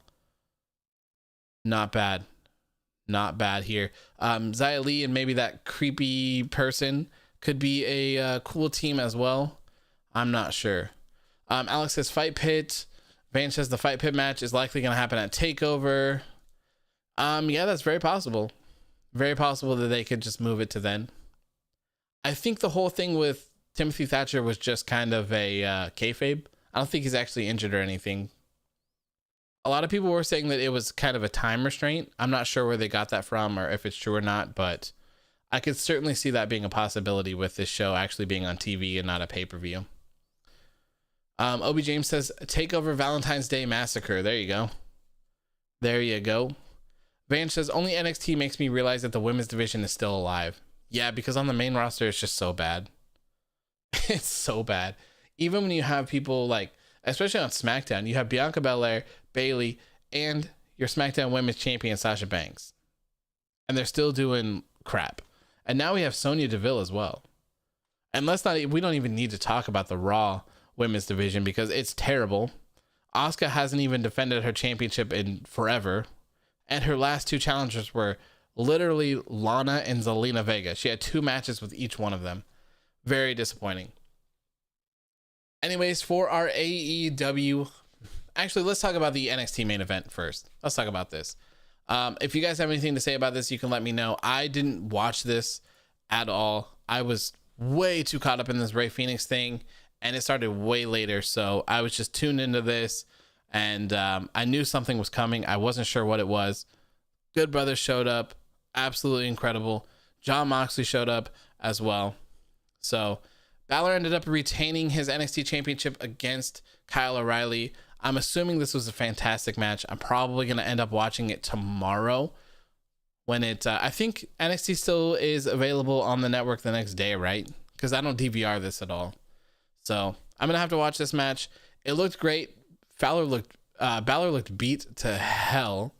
The whole left side of his face by his eyes just covered in blood. So I'm sure these guys beat the living hell out of each other. Very nice to see Finn Balor retain his NXT championship. Very happy to see him go back as well. I'm assuming that the next person to step up is really going to be Karrion Kross. I don't know when that's going to be.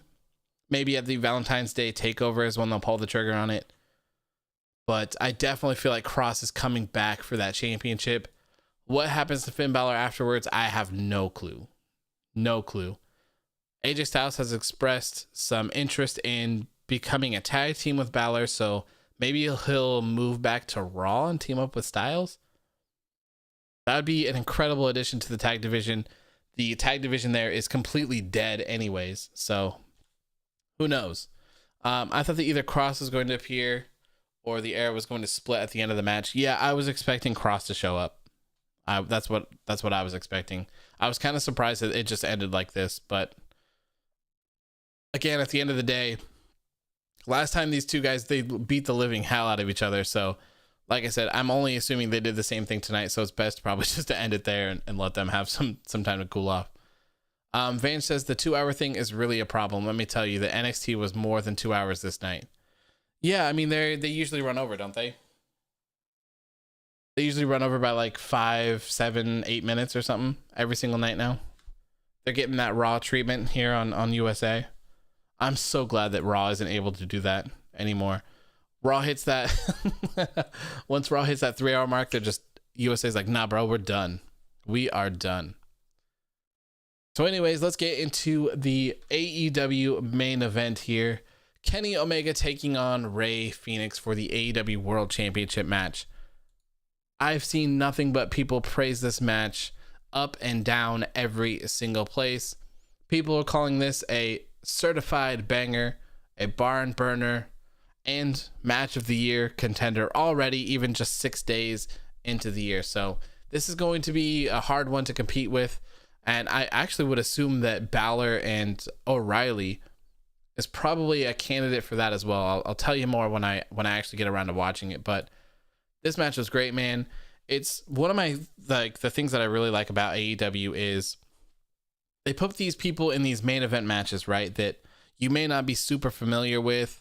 Maybe on paper you look at it and you're like, Rey Fenix, I don't know if that guy is a world champion material. Same with Penta. Maybe you're not familiar with them or what they can do, so you're like, this guy. And then, man, they go out there and they just deliver. It's insane. Absolutely insane. It's so cool to see them give people opportunities like this that maybe some others aren't familiar with. And it just it shows how talented the roster is. It gives people a shot as well. It's so good. Rey Fenix is so talented. Penta is so talented. Even, Eddie Kingston, when he was challenging Jon Moxley for it, it was so good as well. Just the passion and everything like that. Like, did Eddie Kingston deserve that championship shot? Probably not. No, not with the way that he was booked, but with the promos, oh man, he made me believe. That stuff was so good. So good. I believed every single word that he said. It was just so passionate. It was so good. So I love to see AEW do stuff like this. This match was fantastic. Van says, how would you rate this match? I don't know. I don't really rate matches. I don't rate matches for a reason. Because I don't know how consistent I would be able to be over the years. So, to rate something like a 4 out of 5 or something, and then rate maybe another match that's not as good, a 4 out of 5, and then you have everyone coming over your throat. So I don't rate matches. This one was just very good. I enjoyed it a lot. Warrior says, the only thing I didn't like in this match was the Phoenix kip up after the V-trigger. I feel like a V-trigger shouldn't be no-sold. Yeah, but I mean, the thing with the V-trigger as well is that he does so many of them that I don't mind. I also don't mind that kind of like a hype up thing, kind of like Hogan would do, where he starts no-selling, he starts shaking his hand and hyping up the crowd and no-selling everything. I don't mind like gimmicky stuff like that. So something like this doesn't bother me. Also we saw it on like Wrestle Kingdom as well, where I think this is something that Coda's been doing for a while, but he gets in that like God mode where like nothing affects him and he's just dropping people left and right. No effect. He has like super strength. So I don't mind things like this. Especially with a move like the V trigger it's literally just done over and over and over and over again. Kenny Omega will hit like 6 V triggers in a match, so it's not protected. If this was a one-winged angel, obviously we have a problem with that. No one kicks out of the one-winged angel, so that's how I feel about that. Alex says, I wish Callis did the commentary thing he did during the Janela match. Death God Ibushi is pretty awesome. Yeah, it's a really cool visual. Shelby says AEW makes everyone feel like a star. Yes, I agree. They give people opportunities to shine, and there's a lot of talented people, man. There's a lot of talented people on all of these rosters, and they're begging for these times to shine. Not that Phoenix needed these, because we've seen this match before and we've seen him go the distance. But, I'm talking about other people that maybe you wouldn't think. Like, I would love to see Scorpio Sky in a situation like this. I would love to see Miro in a situation like this. On the other side, I'd like to see Ricochet, Aleister Black, stuff like this. These guys can go. So I would really like to see them given those opportunities and able to perform at their fullest. Clayton says the NXT main event kicked ass. It looks like it did. I don't know. I'm going to have to go back and watch it. But anyways, after this match, Kenny Omega retained after hitting the one-winged angel on Rey Fenix. And we all know that no one kicks out of the one-winged angel. That is still true to today. After the match here, Don Callis came up and grabbed a microphone and was running his mouth as well. Made Rey Fenix look up at the Titantron where they had the Butcher and Eddie Kingston beating up Penta and Pac backstage. So they were saying that no one is going to come out and help you. Then Don Callis tells Kenny Omega to pick him up and hit the one-winged angel on him once again. While he's in the middle of doing this, ya boy Jon Moxley comes out with a barbed wire bat and starts attacking Kenny Omega. This was a awesome thing. Great to see Jon Moxley back here. His feud with Kenny Omega has been fantastic through the stories that they've been told.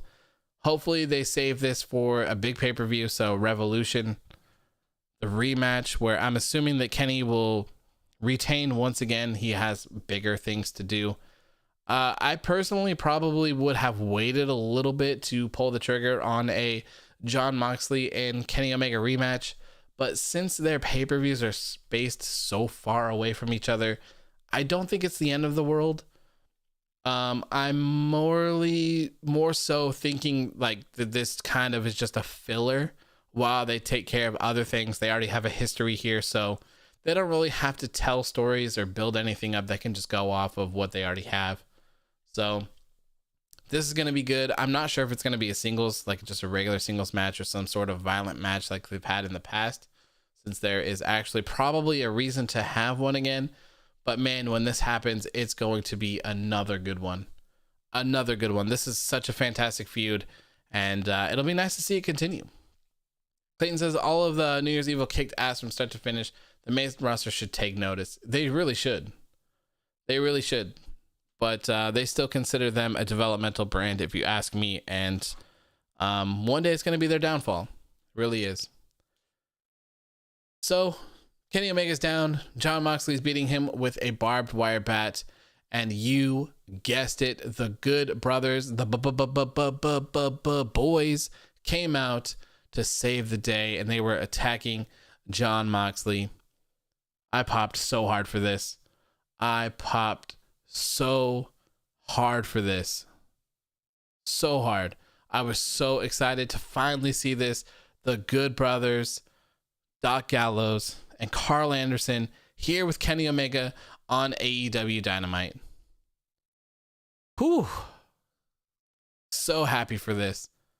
So happy for this. I don't know where this is going to go or anything.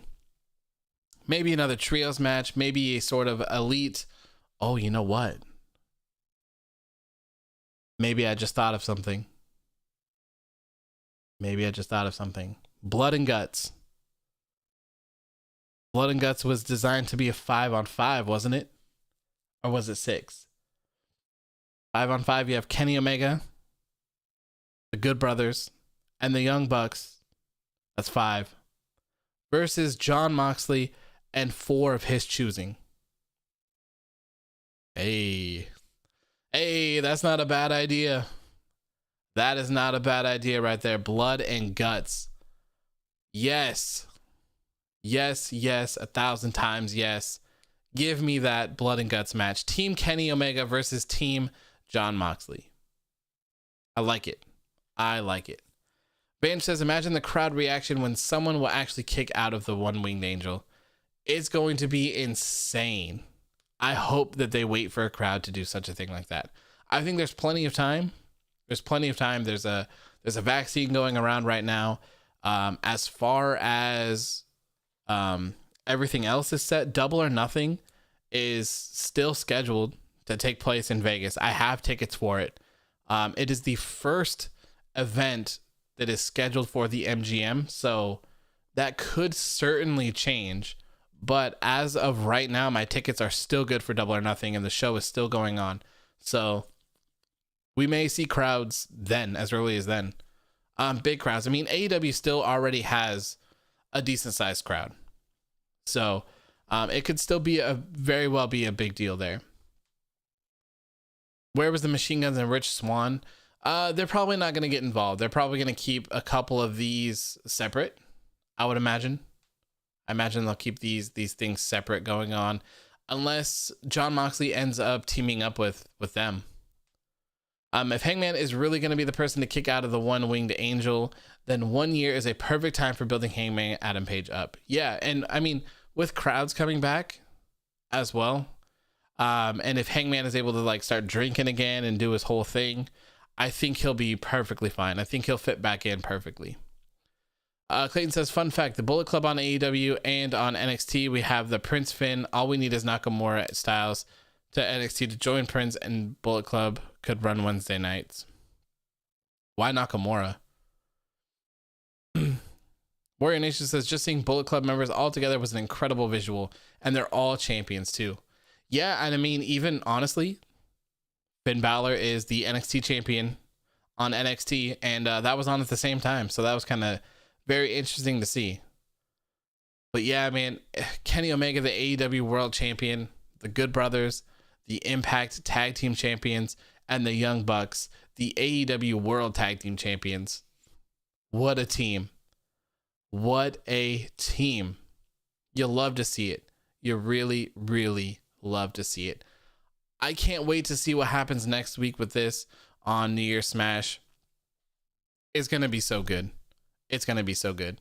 And the cool thing that ended up happening here too is Griff Garrison and stuff, they started storming the ring to try to help Jon Moxley, but no one was able to get the upper hand. And then literally everyone started trying to come in to help, and they ran the entire ring. It was so cool to see. Such a cool visual to see them all back together, and the Bucks even came out and everything as well. So very nice to see them run the ring, be dominant, and all be champions.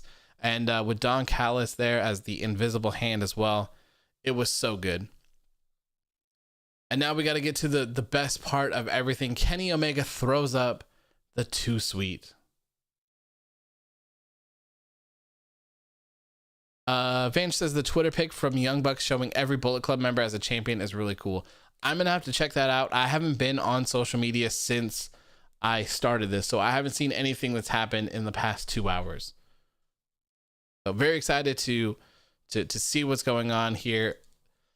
Man, seeing the Too Sweet was insane. I don't even know how they're doing this, because they got in trouble for throwing up the Too Sweet. They had to change to the One Sweet, and they still got in trouble for that, if I remember correctly. So maybe Tony Khan's just ready to battle it out for this or something.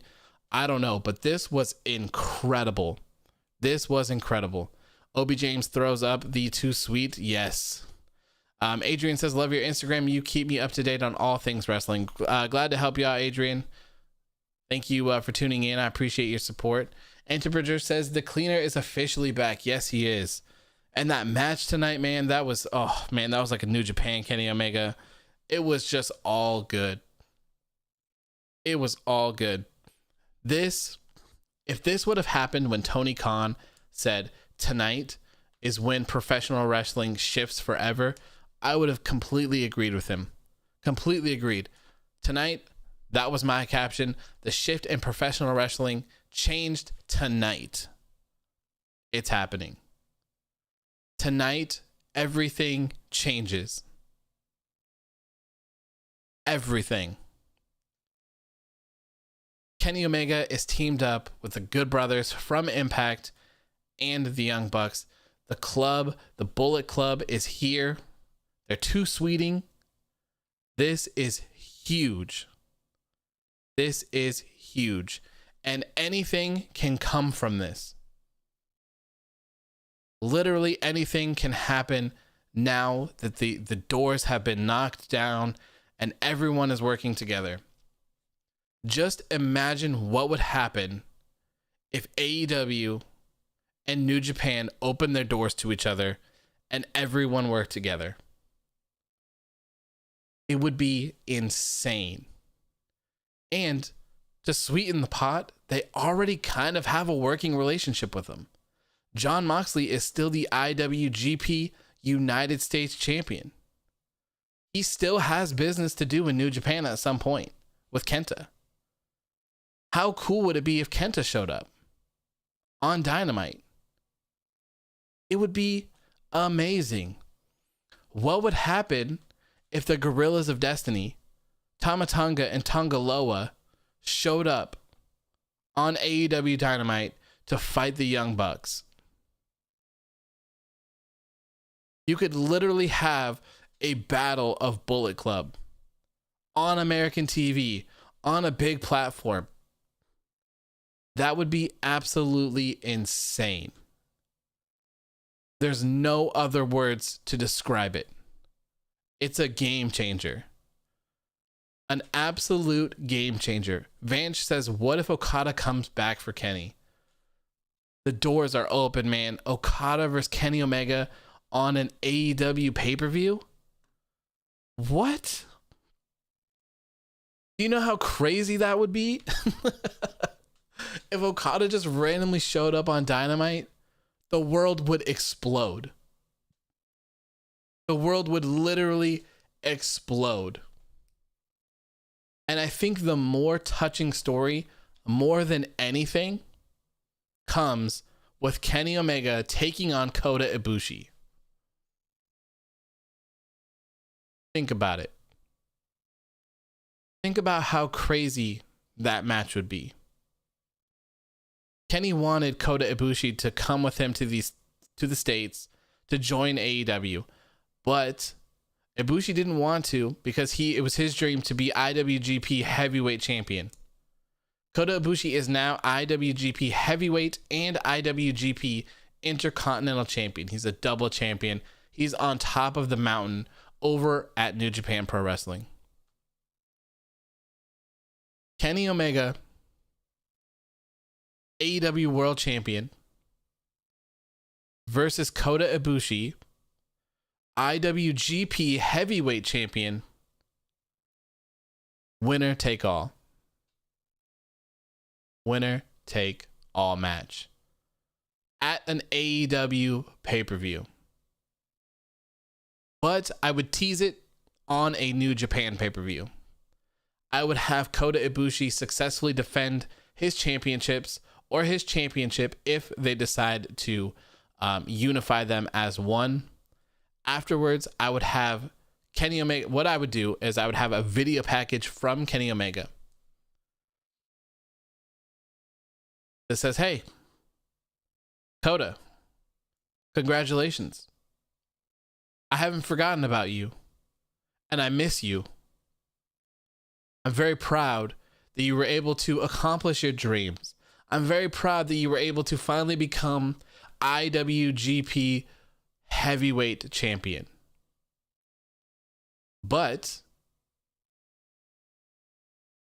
I'm on an expedition of gold. I'm here to collect them all." And then bam, Kenny Omega is there and attacks Kota Ibushi from behind. They work the segments and it blows off on an AEW Dynamite pay-per-view where Kenny Omega defeats Kota Ibushi and becomes IWGP Heavyweight Champion. And by this time, Kenny Omega would have collected quite a few championships. He would be the AAA World Champion, which I believe he still is. He would be the AEW World Champion. He would be the Impact World Champion. And he would now be the IWGP Heavyweight Champion. That's 4 straps for Omega. 3 if they don't count the AAA, because I never see him with it anyways. 3 belts for Kenny Omega. Oh, it would be so good. So good. I think that's what we need to see happen. What happens afterwards? I have no clue. I have no clue. How Kenny Omega drops all of these championships while remaining strong, I don't know. I don't know how they would do it. But I guess you could work the whole, like, he's got to defend them all, so he's tired. He's tired from defending. Maybe he's got to defend back to back or something. I'm not sure, but I don't really care because I think this is going to be incredible. It's going to be huge. It's going to be huge. So I think that is the perfect way to close off the show tonight here. Jaden says Kenny is collecting rent. Yes, he is. He's collecting. He's coming for it all. He's coming for it. Warrior says, what happens after? We'll cross that bridge when we get there. Yep, pretty much. Because I don't know how you would properly book someone being so strong and being so dominant and then having to drop those titles. I guess you could just have them vacate them.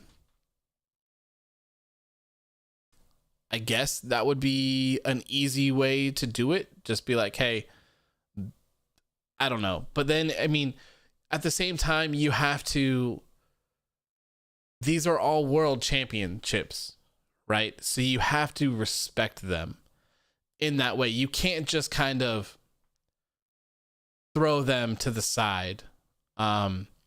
Especially the IWGP heavyweight. You know, I don't see that happening. New Japan is still a very big promotion. That belt has a lot of prestige behind it as well. So you have to figure out a way for these titles to disappear without losing their prestige and without having Kenny look like a loser. So I don't know.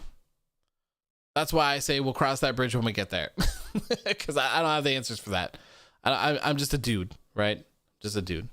Vance says, if the whole wrestling community comes together, then the dream matches are open. It's awesome. Absolutely, man. Absolutely. Jaden says, and then go to AEW and he'll dethrone Kenny. Oh, God. Oh, God. Now I can't sleep tonight. I'm not going to be able to sleep. I'm going to be up all night tossing and turning, trying to get this off my mind. Kenny Omega versus Finn Balor would that would be a fantastic match. It would. I'm assuming that Finn Balor doesn't have very much longer on his contract, so maybe he'll leave. I could certainly see Finn Balor leaving NXT or leaving WWE as a whole. I could certainly see that. He would be incredible in AEW. Oh my God, they would be so stacked. It would be insane. No, you're all good, Jaden. I'm just joking, man. I'm just joking. I'm gonna sleep like a baby tonight. I gotta go to bed. I gotta wake up early. I have a meeting in the morning. But yeah, both shows were fantastic tonight. I had a great time with both of them. I need to go back and watch Finn Balor versus Kyle O'Reilly though, so I'm probably gonna go do that after this if I'm able to. But thank you guys for tuning in. I really appreciate it. Oh, you know what? Damn it. I forgot that right after AEW, they had the AEW game show. AEW games. I wonder what they announced. 2.0 show is premiering tonight after AEW. Welcome to the official home. So they didn't post anything of it. So that's going to be the first thing that I do when I get off stream here. I'm going to see what this whole event was for here. If they announced anything different. I need to check that out because I'm very, very excited for an AEW game. Very excited. I'm sorry for all the madness I've caused over gold. No, you're good, man. You're good. You good. Do you see Cross versus the Demon King? That would be pretty cool, but I don't think so because Cross is going to be the one to dethrone Finn Balor. I think Kenny said the game will have create a wrestler in it. Well, I would hope so. I would hope that it would have a create a wrestler in it. That would be pretty shitty if it didn't, to be honest. It's only a 17-minute video. And that's if, yeah, it was right after. So yeah, I'm going to go check this out and then I'll make any posts about it. If anything comes up. But thank you guys so much. If you're still here, please make sure to hit that subscribe button. I'd appreciate it. We are on the road to 1,000 subscribers. We're getting so close. So close. We're about like 130 away. And also, if you're still here, please make sure to hit that like button as well. As soon as I end the stream and it gets published to YouTube, it tells the algorithm that you liked the video and it will show it to other people. Thank you guys for tuning in. I appreciate it. I hope you had a great night. And I will be here 10 or 15 minutes after Friday Night SmackDown as well for another post show. And then we will probably have a Sunday Q&A post show again, like we did 2 weeks ago. That was a lot of fun. A lot of people showed up for that as well. So I would imagine that'll be around 7 p.m. Pacific Standard Time. So right around when your NXT, Dynamites, and SmackDowns end as well. So hopefully I will see you guys then. Have a great night, and I will see you on Friday. Peace.